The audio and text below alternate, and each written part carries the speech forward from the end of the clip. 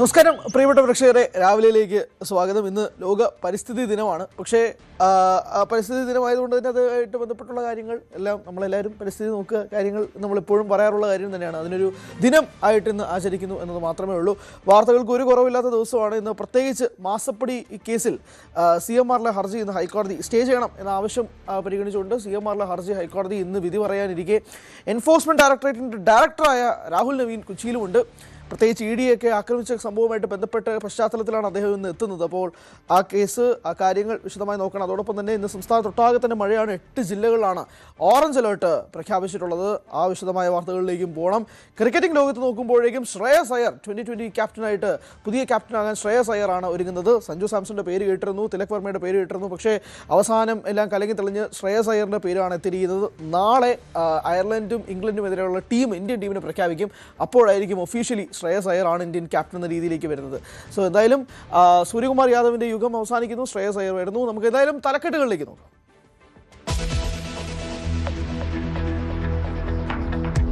കാലവർഷം എത്തിയതിന് പിന്നാലെ ഇന്ന് സംസ്ഥാനത്ത് വ്യാപകമായ കനത്ത മഴയ്ക്ക് സാധ്യത എന്ന് മുന്നറിയിപ്പ്. എറണാകുളം മുതൽ കാസർഗോഡ് വരെ ഇന്ന് 8 ജില്ലകളിൽ ഓറഞ്ച് അലർട്ട്, ബാക്കിയിടങ്ങളിൽ യെല്ലോ അലർട്ട്. ശക്തമായ കാറ്റിനും തീരത്ത് തിരമാലയ്ക്കും സാധ്യത. മത്സ്യബന്ധനത്തിന് വിലക്ക്.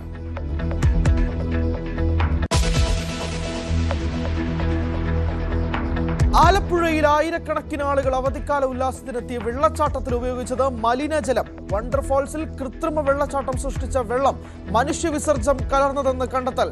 News 18 exclusive. ജലത്തിന്റെ സാമ്പിളുകളിൽ വൻതോതിൽ കോളിഫോം ബാക്ടീരിയ സാന്നിധ്യം. ഉല്ലാസത്തിനെത്തിയ ചിലർ ചികിത്സ തേടിയെന്നും സൂചന.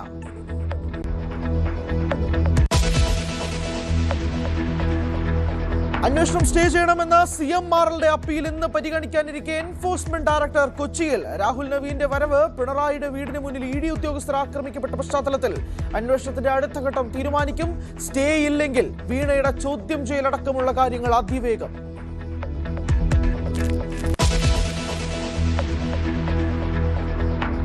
മാസം 1 കഴിഞ്ഞിട്ടും തെരഞ്ഞെടുപ്പിൽ തോറ്റതെങ്ങനെയെന്ന് പഠിച്ചു തീരാതെ CPM. സെക്രട്ടേറിയറ്റ് ഇന്ന് ചേരും.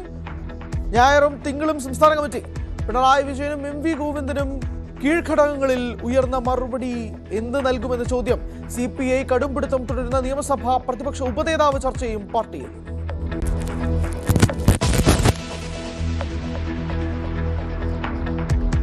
താരസംഘടന അമ്മയിലെ തമ്മിൽ തല്ല് തെളിവെടുപ്പ് തുടരുന്നു. പരാതിക്കാരി അൻസിബയെയും ആരോപണ വിധേയനായ ടിനി ടോമിനെയും പ്രത്യേക കമ്മിറ്റി കേൾക്കും. താൻ നിർദ്ദേശിച്ചവരെ ഉൾപ്പെടുത്താത്തിടത്തോളം തെളിവ് നൽകില്ലെന്ന് അൻസിബ.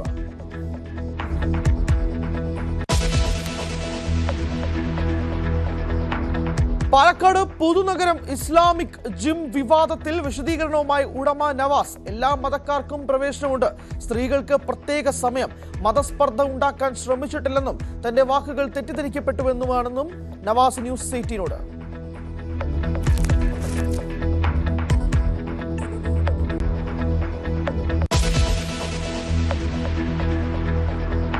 ലെബനനിൽ ആക്രമണം കടുപ്പിച്ച് ഇസ്രായേൽ. നിരവധി പേർ കൊല്ലപ്പെട്ടു, ഏറെ പേർക്ക് പരിക്കെന്ന് റിപ്പോർട്ട്. ആക്രമണം തുടർന്നാൽ ഉത്തര ഇസ്രായേലിന്റെ ഉറക്കം കെടുത്തുമെന്ന് ഹിസ്ബുള്ളയുടെ മുന്നറിയിപ്പ്. ഇറാൻ US യുദ്ധം 97ാം ദിവസം. ഇനിയും സമാധാനത്തിനും വെടിനിർത്തലിനും കരാറില്ല. 25 കോടിയുടെ ആണവ സഹകരണത്തിന് ഒപ്പുവെച്ച് ഇറാനും റഷ്യയും.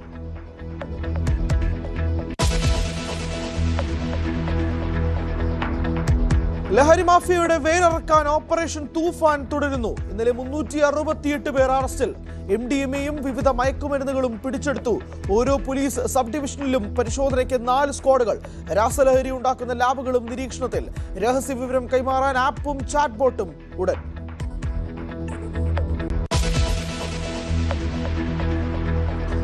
സഞ്ജു സാംസനെ പരിഗണിച്ചെങ്കിലും T20 ക്യാപ്റ്റൻ സ്ഥാനത്തേക്ക് നറുക്ക് വീണത് ശ്രേയസ് അയ്യർക്ക്. സൂര്യകുമാർ യാദവിന് തിരിച്ചടിയായത് സമീപകാലത്തെ മോശം ഫോം. ഗംഭീറിന്റെ താൽപര്യത്തെക്കാൾ BCCI പരിഗണിച്ചത് അജിത് അഗാർക്കറിന്റെ നിലപാടിനോട്. സൂര്യകുമാർ യാദവ് ടീമിലും ഉണ്ടായേക്കില്ല. വൈഭവ് സൂര്യവംശിയെ ഉൾപ്പെടുത്തിയേക്കും. പ്രഖ്യാപനം ശനിയാഴ്ച.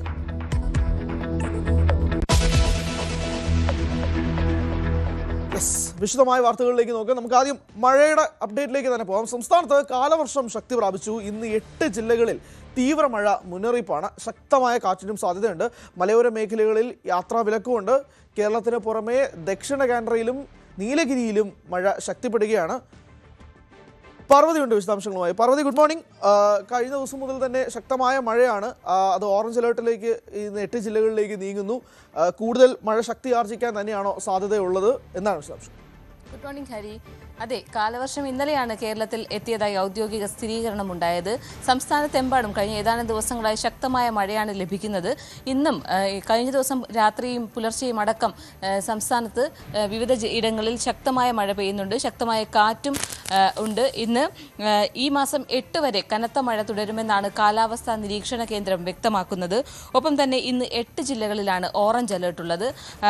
മധ്യ കേരളത്തിലും വടക്കൻ കേരളത്തിലുമാണ് ഇന്ന് തീവ്ര മഴ പെയ്യുമെന്ന മുന്നറിയിപ്പ് കാലാവസ്ഥാ കേന്ദ്രം നൽകിയിട്ടുള്ളത്. എറണാകുളം, തൃശൂർ, പാലക്കാട്, മലപ്പുറം, കോഴിക്കോട്, വയനാട്, കണ്ണൂർ, കാസർഗോഡ് ജില്ലകളിലാണ് ഇന്ന് ഓറഞ്ച് അലേർട്ട് പ്രഖ്യാപിച്ചിട്ടുള്ളത്. ഒപ്പം മറ്റ് ജില്ലകളിൽ യെല്ലോ അലേർട്ടാണ്. 8 ജില്ലകൾ ഒഴിച്ചാൽ മറ്റ് ജില്ലകളിൽ യെല്ലോ അലേർട്ടാണ് ഇന്നുള്ളത്. നാളെ 3 ജില്ലകളിൽ ആണ് യെല്ലോ അലേർട്ട് ഉള്ളത്. ബാക്കി എല്ലാ ജില്ലകളിലും ഓറഞ്ച് അലേർട്ടാണ്. അതായത് തിരുവനന്തപുരം, കൊല്ലം, ആലപ്പുഴ ഒഴിച്ചുള്ള ജില്ലകളിൽ നാളെ ഓറഞ്ച് അലേർട്ടാണ്. 11 ജില്ലകളിലാണ് നാളെ തീവ്രമഴ മുന്നറിയിപ്പുള്ളത്. ഈ മാസം 8 വരെ കനത്ത മഴ തുടരുമെന്നാണ് കാലാവസ്ഥാ നിരീക്ഷണ കേന്ദ്രം വ്യക്തമാക്കുന്നത്. ഈ മാസം 7, 8 തീയതികളിൽ വടക്കൻ കേരളത്തിൽ തീവ്രമഴ മുന്നറിയിപ്പുണ്ട്. വടക്കൻ ജില്ലകളിൽ മുഴുവൻ തൃശ്ശൂർ മുതൽ അങ്ങോട്ടുള്ള എല്ലാ ജില്ലകളിലും തീവ്രമഴ മുന്നറിയിപ്പാണ്. ഒപ്പം ഇടിമിന്നലിനും ശക്തമായ കാറ്റിനും സാധ്യതയുണ്ട്. മീൻപിടുത്തത്തിന് ഈ മാസം 8 വരെ കേരള തീരത്ത് വിലക്ക് ഏർപ്പെടുത്തിയിട്ടുണ്ട്. കഴിഞ്ഞ ദിവസം കേരളത്തിനൊപ്പം തന്നെ ലക്ഷദ്വീപിലും ഗോവയിലും കർണാടകയിലെയും തമിഴ്നാടിൻ്റെയും ചില ഭാഗങ്ങളിലും കാലവർഷം എത്തിയതായി സ്ഥിരീകരണം ഉണ്ടായിട്ടുണ്ട്. വരും ദിവസങ്ങളിൽ കാലവർഷം കൂടുതൽ ഇടങ്ങളിലേക്ക് വ്യാപിക്കും. ഏതായാലും സംസ്ഥാനത്ത് ശക്തമായ മഴയാണ് ഇപ്പോൾ ലഭിക്കുന്നത്. ഹരി, പാർവതി, ഇത് മാത്രമല്ലല്ലോ, സ്കൂളൊക്കെ തുറക്കുന്ന ഒരു സാഹചര്യമാണ്. കുട്ടികൾ ഒന്നാമത് മടി പിടിച്ച് ഇരിക്കുകയാണ് സ്കൂളിലേക്ക് പുതുതായിട്ട് പോകുന്നവർക്കൊക്കെ തന്നെ. അതിൻ്റെ കൂട്ടത്തിൽ മഴയും കൂടെ ആകുമ്പോഴേക്കും ഒരു കാരണവും കൂടിയായി പുറത്തേക്ക് പോകണ്ട അല്ലെങ്കിൽ സ്കൂളിലേക്ക് പോകണ്ട എന്ന് പറയാനായിട്ട്. അപ്പോൾ സാധാരണ ജനങ്ങൾ ഇതിനെ എന്തൊക്കെ രീതിയിൽ പ്രതിരോധിക്കുക, അല്ലെങ്കിൽ അങ്ങനത്തെ എന്തെങ്കിലും മാർഗ്ഗനിർദ്ദേശങ്ങൾ, മത്സ്യബന്ധനത്തിൽ വിലക്ക് തുടങ്ങിയ സാഹചര്യങ്ങൾ കൂടി ഒരു അപ്ഡേറ്റ് ഉണ്ടാവും? അതെ, സ്കൂൾ തുറന്നിട്ട് 2 ദിവസം മാത്രമാണ് ആയിട്ടുള്ളത്. നല്ല സുഖമാണ് രാവിലെയൊക്കെ കിടന്നുറങ്ങാൻ തന്നെ. അതുകൊണ്ട് തന്നെ പക്ഷേ ഇതുവരെയും ഒരു ജില്ലകളിലും അവധിയൊന്നും പ്രഖ്യാപിച്ചിട്ടില്ല ഹരി. കാരണം വരും ദിവസത്തെ ഒരു സാഹചര്യം കൂടെ നോക്കിയായിരിക്കും ജില്ലാ കളക്ടർമാർ അവധി അടക്കമുള്ള കാര്യങ്ങൾ പ്രഖ്യാപിക്കുന്നത്. അതുകൊണ്ട് കുട്ടികൾക്ക് എന്തായാലും സ്കൂളിൽ പോയേ മതിയാകൂ. പിന്നെ ഒരു അലേർട്ട് ഉള്ളതെന്ന് വെച്ച് കഴിഞ്ഞാൽ മലയോര മേഖലയിൽ താമസിക്കുന്ന ജനങ്ങൾക്കാണ്. ഇവിടെ ശക്തമായ മഴ തുടരുന്ന ഇടങ്ങളിൽ മണ്ണിടിച്ചിൽ അത്തരം കാര്യങ്ങൾ ഉണ്ടാകാൻ സാധ്യതയുള്ള സ്ഥലങ്ങളിൽ നിന്ന് ആളുകൾ മാറി താമസിക്കണം എന്നൊരു നിർദ്ദേശം കഴിഞ്ഞ ദിവസങ്ങളിൽ തന്നെയുണ്ട്. ഇത്തരം സാഹചര്യങ്ങളിൽ റവന്യൂ അധികൃതർ ക്യാമ്പുകളും മറ്റും തുറക്കും. പക്ഷേ ഇതുവരെയെങ്കിലും കൺട്രോൾ റൂമുകളും മറ്റും തുറന്നിട്ടില്ല. ഇനിയുള്ളൊരു സാഹചര്യം നോക്കിയായിരിക്കും അത്തരം കാര്യങ്ങൾ ഉണ്ടാകുന്നത്. അതുമാത്രമല്ല, കഴിഞ്ഞ ഏതാനും ദിവസങ്ങളായി ശക്തമായ മഴയാണ് നമ്മുടെ കേരള തീരങ്ങളിൽ പെടുന്നത്. പടിഞ്ഞാറൻ കാറ്റും ശക്തമായിരുന്നു. അതുകൊണ്ട് തന്നെയാണ് മത്സ്യത്തൊഴിലാളികൾ കേരള തീരത്ത് മത്സ്യബന്ധനം നടത്തരുതെന്നൊരു നിർദ്ദേശമുണ്ടായിരുന്നു. ഈ വിലക്ക് ഈ മാസം 8 വരെ തുടരും. ഹരി, യെസ്, വ്യക്തമാണ്. എന്തായാലും മഴ ആയതുകൊണ്ട് സ്കൂളിലേക്കൊന്നും പോകാതിരിക്കരുത്.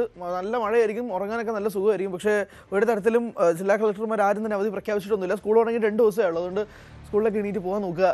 പുതുതായിട്ട് ചേർന്നവരും സ്കൂളിൽ പോകുന്നവരും ഒക്കെ തന്നെ. എന്തായാലും പാർവതിയാണ് വിശദാംശങ്ങൾ നൽകിയത്. നമുക്ക് മറ്റൊരു വാർത്തയിലേക്ക് പോകണം.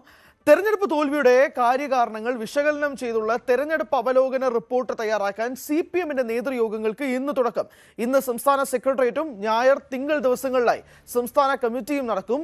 ഏരിയ തലം വരെ നടന്ന ചർച്ചകൾ ക്രോഡീകരിച്ചുള്ള റിപ്പോർട്ട് സംസ്ഥാന സെക്രട്ടേറിയറ്റ് തയ്യാറാക്കി സംസ്ഥാന കമ്മിറ്റിയിൽ സമർപ്പിക്കും.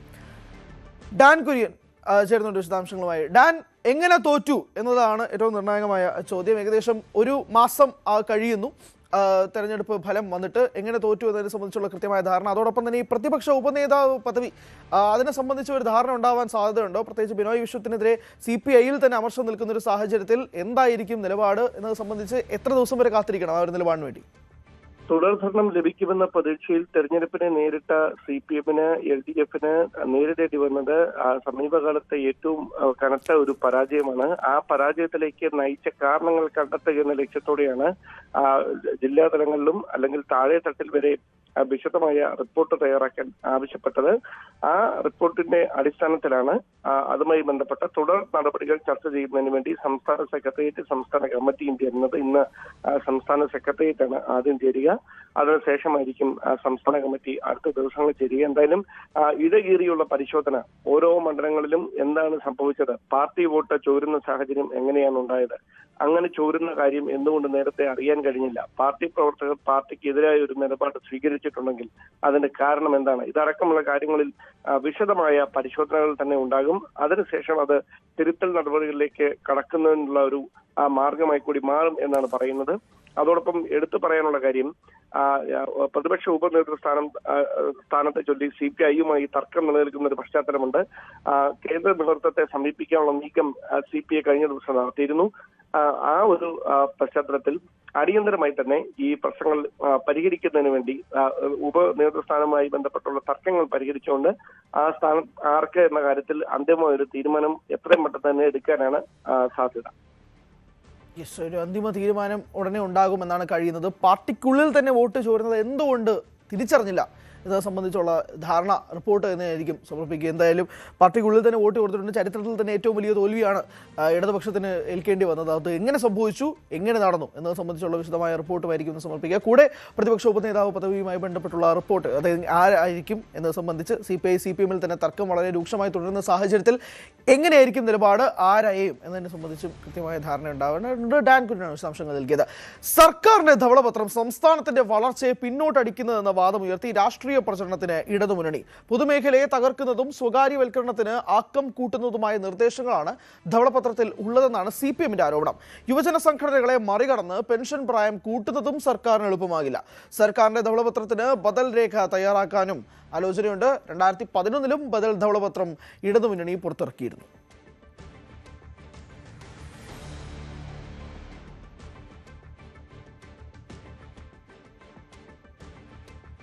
ഇഡിയുടെ അന്വേഷണ നടപടികൾക്കെതിരെ CMRL കമ്പനി നൽകിയ അപ്പീലിൽ ഹൈക്കോടതി ഇന്ന് വിധി പറയാനിരിക്കെ ED ഡയറക്ടർ രാഹുൽ നവീൻ കൊച്ചിയിലെത്തി. 10 മണിക്ക് EDയുടെ ഉന്നതതല ഉദ്യോഗസ്ഥരുടെ യോഗത്തിൽ അദ്ദേഹം പങ്കെടുക്കും. ഹൈക്കോടതി വിധി വരുന്ന പശ്ചാത്തലത്തിൽ കേസിന്റെ അടുത്ത ഘട്ട അന്വേഷണ പുരോഗതിയും തുടർ നടപടികളും വിലയിരുത്താനാണ് ഡയറക്ടറുടെ അടിയന്തര സന്ദർശനമെന്നാണ് സൂചന. അന്വേഷണ ഉദ്യോഗസ്ഥരും ED അഭിഭാഷകരും യോഗത്തിൽ പങ്കെടുക്കുകയും ചെയ്യും. എന്തായാലും ഇന്ന് വളരെ പ്രധാനപ്പെട്ട ഒരു ദിവസം കൂടിയാണ്. മാസപ്പടി കേസിൽ സംബന്ധിച്ചിടത്തോളം ED അന്വേഷണം തടയണമെന്ന CMRL ഹർജി ഹൈക്കോടതി ഇന്ന് വിധി പറയും. അതിനിടയിലാണ് എൻഫോഴ്സ്മെന്റ് ഡയറക്ടറേറ്റിന്റെ ഡയറക്ടറായ രാഹുൽ നവീൻ കൊച്ചിയിലേക്ക് എത്തുന്നത്. നമുക്കറിയാം, പ്രതിപക്ഷ നേതാവിന്റെ വസതിയിൽ നിന്നും ED ഉദ്യോഗസ്ഥർ പുറത്തേക്ക് ഇറങ്ങി വരുന്ന സാഹചര്യത്തിൽ ചുറ്റും കൂടിയിരുന്ന പാർട്ടി പ്രവർത്തകരും അണികളും ഒക്കെ തന്നെ ED ഉദ്യോഗസ്ഥരുടെ വാഹനത്തെ ആക്രമിച്ചതും അത് ഇഷ്ടികയും കല്ലും വടിയും ഉപയോഗിച്ച് ആക്രമിച്ചതും ചില്ലുകൾ തകർത്തതും ഉൾപ്പെടെയുള്ള കാഴ്ചകൾ നമ്മൾ കണ്ടതാണ്. അതിൻ്റെ പേരിലുള്ള അറസ്റ്റ് നടപടികളൊക്കെ ഇപ്പോഴും നടക്കുന്നൊരു സാഹചര്യമുണ്ട്. ഏകദേശം 300ഓളം പേര് ആ പട്ടികയിലുണ്ടെന്നാണ് മനസ്സിലാക്കുന്നത്.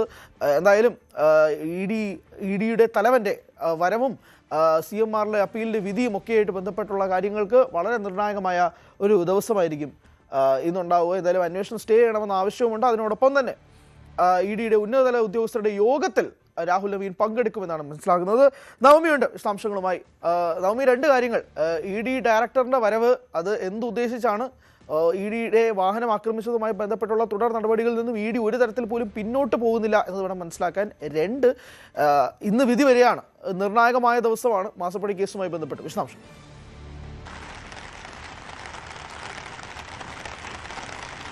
ഹരി, നമുക്കറിയാം അന്ന് വീണ വിജയന്റെ വീട്ടിൽ നടന്ന റെയ്ഡിന് ശേഷം CPM പ്രവർത്തകർ EDയുടെ വാഹനം തല്ലി തകർക്കുന്ന ഒരു സംഭവം ഉണ്ടായി. ED ഉദ്യോഗസ്ഥർക്കെതിരായിട്ടുള്ള ഒരു ആക്രമണം തന്നെയായിരുന്നു അത്. വലിയ വിവാദമായിരുന്നു. അതിനെ തുടർന്ന് തന്നെ ഈ കേസുമായി ബന്ധപ്പെട്ട് വീണയ്ക്ക് വലിയ തിരിച്ചടിയാകും ഇനി വരാൻ പോകുന്നതെന്ന ഒരു അവലോകനം തന്നെയായിരുന്നു പൊതു രീതിയിലേക്ക് വിലയിരുത്തപ്പെട്ടത്. എന്തായാലും അതിൻ്റെയൊക്കെ അടിസ്ഥാനത്തിൽ തന്നെയാണ് ഇന്നിപ്പോൾ CMRL നൽകിയ ഹർജിയിൽ വിധി വരാനിരിക്കെ ഇന്നത്തെ ED ഡയറക്ടറുടെ കൊച്ചി സന്ദർശനം ഏറെ നിർണായകമാണ്. നേരത്തെ വീണ വിജയനെ ചോദ്യം ചെയ്യുന്നതിൽ തടസ്സമുണ്ടായിരുന്നില്ല. പക്ഷേ ED തന്നെ തീരുമാനിച്ചത് എന്തായാലും CMRLന്റെ വിധി കൂടി വരട്ടെ, ആ വിധി വന്നതിന് ശേഷം തുടർ നടപടികളുമായി മുന്നോട്ട് പോകാം എന്ന് വീണയെ ചോദ്യം ചെയ്യണം, അല്ലെങ്കിൽ അടുത്ത ഘട്ടം എന്നോണം എന്തൊക്കെ നടപടികളാണ് സ്വീകരിക്കേണ്ടത് എന്നൊരു തീരുമാനത്തിലേക്ക് ED എത്തുകയായിരുന്നു. എന്തായാലും ആ ഒരു വിധി ഇന്ന് വരാനിരിക്കെയാണ് ഇന്ന് 10:15 താജിൽ ED ഡയറക്ടറുടെ നേതൃത്വത്തിൽ ഒരു യോഗം ചേരുന്നത്. അതിൽ ED ഉദ്യോഗസ്ഥരും അതോടൊപ്പം തന്നെ അഭിഭാഷകരും ഉണ്ടാകുമെന്നാണ് അറിയാനായി സാധിക്കുന്നത്. ആ യോഗത്തിലായിരിക്കും ഈ കേസുമായി ബന്ധപ്പെട്ട് CMR എക്സാലോജിക് സാമ്പത്തിക ഇടപാടുമായി ബന്ധപ്പെട്ട് അടുത്ത നീക്കങ്ങൾ എന്തൊക്കെയാണ്, ആരെയൊക്കെയാണ് ഇനി ചോദ്യം ചെയ്യേണ്ടത്, കിട്ടിയ തെളിവുകൾ ഏത് വിധത്തിൽ കൂടുതൽ ശേഖരിക്കാൻ കഴിയും, കൂടുതൽ തെളിവുകൾ ശേഖരിക്കാൻ എങ്ങനെ കഴിയും, ഒപ്പം കിട്ടിയ തെളിവുകളിൽ നിന്നും എന്തൊക്കെ കാര്യങ്ങൾ കണ്ടെത്താൻ കഴിയും, കോടതിയിലടക്കം കുറ്റപത്രം സമർപ്പിക്കുമ്പോൾ ഈ പ്രതികൾക്കെതിരെ ശക്തമായിട്ടുള്ള തെളിവുകൾ ഉണ്ടാകണം എന്നീ കാര്യങ്ങളൊക്കെ ആയിരിക്കും ഇന്നത്തെ യോഗത്തിൽ പ്രധാനമായും ചർച്ച ചെയ്യുക. എന്തായാലും ഏറെ നിർണായകമായൊരു ദിവസമാണ്. വീണ വിജയനെയും അതോടൊപ്പം തന്നെ CMRനെയും സംബന്ധിച്ച് വലിയ വിവാദങ്ങൾ ഉണ്ടായതാണ്, വാദപ്രതിവാദങ്ങൾ ഉണ്ടായതാണ്. ആ ഒരു സാഹചര്യത്തിൽ ഇന്നത്തെ കോടതി വിധിയിലേക്ക് വന്നാൽ അതും ഏറെ നിർണായകമായിട്ടുള്ളൊരു ദിവസം തന്നെയാണ് ഇരുവരെയും സംബന്ധിച്ച്. പ്രത്യേകിച്ച് കഴിഞ്ഞ തവണ തന്നെ ഈ ഹർജി പരിഗണിക്കുമ്പോൾ എന്തുകൊണ്ടാണ് ഒരു പൊതുസ്ഥാപനമല്ലേ, CMRലൊരു പൊതുസ്ഥാപനമല്ലേ, എന്തുകൊണ്ടാണ് ഒരു അന്വേഷണത്തെ നേരിടാൻ കഴിയാത്തത്, ചിലപ്പോൾ അന്വേഷിച്ച് ഒന്നും കണ്ടെത്താൻ കഴിഞ്ഞിട്ടില്ല എന്നുണ്ടെങ്കിൽ കമ്പനിക്ക് തന്നെ ഒരു ക്ലീൻ ചിറ്റ് നൽകുന്ന സാഹചര്യങ്ങളിലേക്ക് കടക്കില്ലേ, എന്തുകൊണ്ടാണ് അന്വേഷണത്തോട് സഹകരിക്കാത്തത് എന്നീ ചോദ്യങ്ങളായിരുന്നു കോടതി ചോദിച്ചത്. പക്ഷേ CMR കോടതിയിൽ പറഞ്ഞിരിക്കുന്നത് കഴിഞ്ഞ തവണ അന്വേഷണത്തിൽ നിന്നും ഒന്നും കണ്ടെത്താൻ കഴിഞ്ഞിട്ടില്ല, അങ്ങനെയാണെങ്കിൽ വീണ്ടും എന്തിനാണ് ഇത്തരത്തിലൊരു അന്വേഷണവും ബുദ്ധിമുട്ടിക്കലും എന്നൊരു വാദമാണ് CMR കോടതിയിൽ ഉന്നയിച്ചത്. എന്തായാലും വീണ വിജയന്റെ ചോദ്യം ചെയ്യലിന് തടസ്സമില്ല എന്ന് കോടതി നേരത്തെ തന്നെ പറയുകയും ചെയ്തിരുന്നു. എന്തായാലും ഇന്ന് CMRനെ സംബന്ധിച്ച് ഏറെ നിർണായകമായുള്ളൊരു ദിവസം തന്നെയാണ്. കോടതിയുടെ വിധി അത് ഏത് വിധത്തിലാകുമെന്നാണ് ഉറ്റുനോക്കുന്നത്. ആ വിധി വന്നതിന് ശേഷമായിരിക്കും ED അടുത്ത ഘട്ടത്തിലെ നടപടിയിലേക്ക് പോവുക. ശശിധരൻ കർത്തേനെ വീണ്ടും ചോദ്യം ചെയ്യേണ്ടി വരും. ഈ റെയ്ഡിന്റെ സമയത്ത് പോലും ശശിധരൻ കർത്തെ വീട്ടിലുണ്ടായിരുന്നില്ല. നടപടിയാണല്ലോ ഏറ്റവും പ്രധാനം. ഇപ്പൊ അതായത് ഇന്ന് വിധി വരുന്ന പശ്ചാത്തലത്തിൽ എങ്ങാനും എന്തായിരിക്കും വിധി എന്നത് സംബന്ധിച്ചായിരിക്കും EDയുടെ ബാക്കിയുള്ള നീക്കം എന്നുള്ളത് വ്യക്തമാണ്. പക്ഷെ എന്നാൽ പോലും വീണ വിജയൻ ഉൾപ്പെടെ ചോദ്യം ചെയ്യുന്ന നടപടികളിലേക്ക് അധികം വൈകില്ല വിധി പ്രതികൂലമാണെങ്കിൽ എന്നത് വേണമല്ലോ മനസ്സിലാക്കുക. അതെ, അങ്ങനെ തന്നെയാണ് ഹരി, അതിലൊരു സംശയവുമില്ല. ED ഉദ്യോഗസ്ഥർ ആ തരത്തിൽ തന്നെയാണ് നീങ്ങുന്നത്. ഇപ്പോൾ ഇന്ന് വിധി വന്നതിന് ശേഷം അനുകൂലമാണെങ്കിൽ എത്രയും വേഗം ശശിധരൻ കർത്തേനെയും വീണ വിജയനെയും ചോദ്യം ചെയ്യും എന്ന ഘട്ടത്തിലേക്ക് തന്നെയാണ് സമൻസ് അയക്കും. എന്ത് സേവനമാണ് ഇപ്പോഴും ഈ രണ്ട് കമ്പനികളും തമ്മിൽ പരസ്പരം നടത്തിയത്? ഒരു സേവനവും നൽകാതെ എന്തിനാണ് ഇത്രയും കോടി കൈമാറ്റം നടത്തിയത്? അതൊരു കള്ളപ്പണം വെളുപ്പിക്കലല്ലേ എന്ന ചോദ്യമാണ് EDയും കോടതിയിൽ ഉന്നയിക്കുന്നത്. കോടതിയും അത്തരത്തിലുള്ളൊരു സംശയമുണ്ട്. എന്ത് സേവനമാണ് ഈ കമ്പനികൾ തമ്മിൽ നൽകിയതെന്ന കോടതിയുടെ ചോദ്യത്തിന് പോലും CMRന് കൃത്യമായിട്ടൊരു ഉത്തരം നൽകുവാൻ കഴിഞ്ഞിട്ടില്ല. ആ ഒരു സാഹചര്യത്തിൽ കൂടി അനുകൂലമായ വിധി ഉണ്ടാകുമെന്ന് തന്നെയാണ് ED ഉദ്യോഗസ്ഥർ കരുതുന്നത്. അതേസമയം തന്നെ ഈ ED ഉദ്യോഗസ്ഥർക്കെതിരായിട്ടുള്ള അതിക്രമവും കഴിഞ്ഞ തവണ ഹർജി പരിഗണിക്കുന്ന വേളയിൽ കോടതിയെ ബോധിപ്പിച്ചിരുന്നു. കോടതിയിൽ അക്കാര്യങ്ങളെല്ലാം തന്നെ കൃത്യമായി അറിയിച്ചിരുന്നു. അതോടൊപ്പം CBI അന്വേഷണം വേണം, ഈ ED ഉദ്യോഗസ്ഥർക്കെതിരായിട്ടുള്ള അതിക്രമത്തിൽ CBI അന്വേഷണം വേണമെന്നൊരു ആവശ്യം കൂടി ഉയരുന്ന സാഹചര്യത്തിൽ സർക്കാരിനോട് പ്രത്യേകിച്ച് പോലീസിനോട് വിശദീകരണം നൽകാനായി ആവശ്യപ്പെട്ടിട്ടുണ്ട്. എന്ത് നടപടിയായിരുന്നു അന്ന് പോലീസ് സ്വീകരിച്ചത്, എന്തുകൊണ്ട് തടയാൻ കഴിയില്ല എന്നീ കാര്യങ്ങളൊക്കെ കോടതി ഇന്നലെ ചോദിച്ചിരുന്നു. ആ ഒരു ഘട്ടത്തിൽ കൂടി CMRനും വീണ വിജയനും ഇന്ന് നിർണായകമായ ദിവസം തന്നെയാണ്. ഇനി അനുകൂലമായിട്ടുള്ള വിധി വന്നാൽ എത്രയും വേഗം വീണ വിജയനെയും ശശിധരൻ കർത്തേയും ചോദ്യം ചെയ്യാനുള്ള ഒരു ഘട്ടത്തിലേക്ക് ED കടക്കും. അതിന് മുന്നോടിയായാണ് ഇന്ന് ഇപ്പോൾ കൊച്ചിയിൽ രാവിലെ 10 മണിക്ക് ചേരുന്ന ED ഡയറക്ടറുടെ നേതൃത്വത്തിലുള്ള യോഗവും. വ്യക്തമാണ്. നവമിയാണ് വിശദാംശങ്ങൾ നൽകിയത്. നവമിയോട് നമുക്ക് വേറൊരു വാർത്തയും കൂടെ ചോദിക്കാനുണ്ട്. അത് താരസംഘടനയായ അമ്മയുമായി ബന്ധപ്പെട്ടുള്ള വിവാദങ്ങളെക്കുറിച്ചാണ്. താരങ്ങളെ കേൾക്കാനായി നിയോഗിച്ച പ്രത്യേക കമ്മിറ്റിയുടെ തെളിവെടുപ്പ് തുടരുകയാണ്. പരാതിക്കാരിയായ അൻസിബ, ആരോപണ വിധേയനായ ടിനി ടോം, പരസ്യ പ്രതികരണങ്ങൾ നടത്തിയ മറ്റംഗങ്ങൾ എന്നിവരെ വിശദമായി കമ്മിറ്റി കേൾക്കും. കയ്യിലുള്ള തെളിവുകളും കമ്മിറ്റിക്ക് മുമ്പിൽ താരങ്ങൾക്ക് ഹാജരാക്കാം. എന്നാൽ താൻ ആവശ്യപ്പെടുന്നവരെ കമ്മിറ്റിയിൽ ഉൾപ്പെടുത്താത്തിടത്തോളം വിശദീകരണം നൽകില്ല എന്നതാണ് അൻസിബയുടെ നിലപാട്. എന്നാൽ പ്രസിഡന്റിനെയും ജനറൽ സെക്രട്ടറിയെയും മാറ്റി നിർത്തി കമ്മിറ്റി ഉണ്ടാക്കാനാവില്ല എന്നാണ് പ്രസിഡന്റിന്റെ നിലപാട്.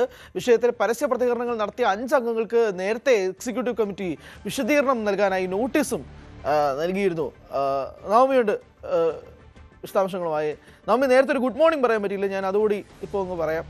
എന്തായാലും ഈ വിഷയവുമായിട്ട് ബന്ധപ്പെട്ട് കുറേയധികം നാളുകളായിട്ട് നിൽക്കുന്ന ഒരു കാര്യമാണല്ലോ. ഇപ്പോൾ അൻസിബ ആവശ്യപ്പെടുന്ന ആളുകളെ കമ്മിറ്റിയിൽ വേണമെന്ന് പറയുന്നു. പക്ഷേ ശ്വേതാ മേനോൻ പറയുന്നത് പ്രസിഡന്റും ജനറൽ സെക്രട്ടറി ഇല്ലാത്ത കമ്മിറ്റിയെ രൂപീകരിക്കാൻ കഴിയില്ല എന്ന് പറഞ്ഞു. ഈ തർക്കങ്ങൾ ഇങ്ങനെ തുടർന്നൊരു സാഹചര്യം ഉണ്ടാകുന്നു. തെളിവ് നൽകില്ല എന്നാണല്ലോ അൻസിബ പറയുന്നത്. ഇങ്ങനൊരു താൻ നിർദ്ദേശിക്കുന്ന ഒരു പാനൽ ഉണ്ടായില്ലെങ്കിൽ തെളിവ് നൽകില്ല എന്നാണല്ലോ പറയുന്നത്. അപ്പോൾ ഇതിന്റെ തുടർ നീക്കങ്ങൾ എന്തായിരിക്കും എന്നുള്ളത് സംബന്ധിച്ചും ഒരു വ്യക്തമായ എന്തെങ്കിലും ധാരണ ഉണ്ടാവും?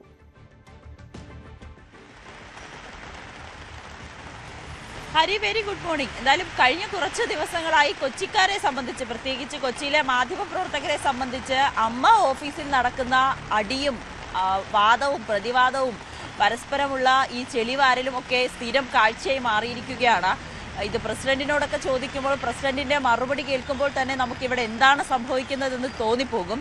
നിലവിൽ അൻസിബ നൽകിയിരിക്കുന്നത് 2 പരാതികളാണ്. ഒന്ന് ടിനി ടോമിനെതിരെയും മറ്റൊന്ന് ലക്ഷ്മിപ്രിയക്കെതിരെയും. അതിന് കൗണ്ടർ കേസായി ലക്ഷ്മിപ്രിയ ഒരു പരാതി, ആദ്യം ലക്ഷ്മിപ്രിയ പരാതി നൽകുന്നു, അതിന്റെ കൗണ്ടർ കേസായി അൻസിബ പരാതി നൽകുന്നു.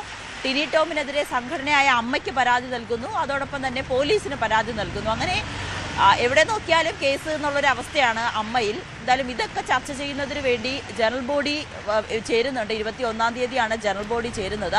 അന്ന് ഈ വിഷയങ്ങളെല്ലാം ചർച്ച ചെയ്യും. അന്ന് വലിയൊരു പൊട്ടിത്തെറി ഉണ്ടാകുമെന്ന് നമുക്ക് നിസ്സംശയം പറയാൻ കഴിയും. മുതിർന്ന താരങ്ങളടക്കം ഈ വിഷയത്തിൽ തങ്ങളുടെ നിലപാട് വ്യക്തമാക്കും. ഇനി ഈ കമ്മിറ്റി തന്നെ പിരിച്ചുവിടേണ്ട അവസ്ഥയിലേക്കൊക്കെ കാര്യങ്ങൾ കടക്കുമോ എന്നതാണ് ഇനി ഉറ്റുനോക്കുന്നത്. അതിനു മുൻപായി ഇന്ന് ചിലപ്പോൾ അമ്മ ഹൻസിബയെ കേൾക്കുന്നതിന് വേണ്ടിയിട്ടുള്ള ഒരു പുതിയ സമിതി വന്നേക്കും. ആ സമിതിയിൽ പ്രസിഡന്റ് ശ്വേതാ മേനോനുണ്ട്, ജനറൽ സെക്രട്ടറി കുക്കു പരമേശ്വരനുണ്ട്. അവരെ കൂടാതെ മറ്റ് 3 പേർ, മൊത്തം 5 പേരാണ്.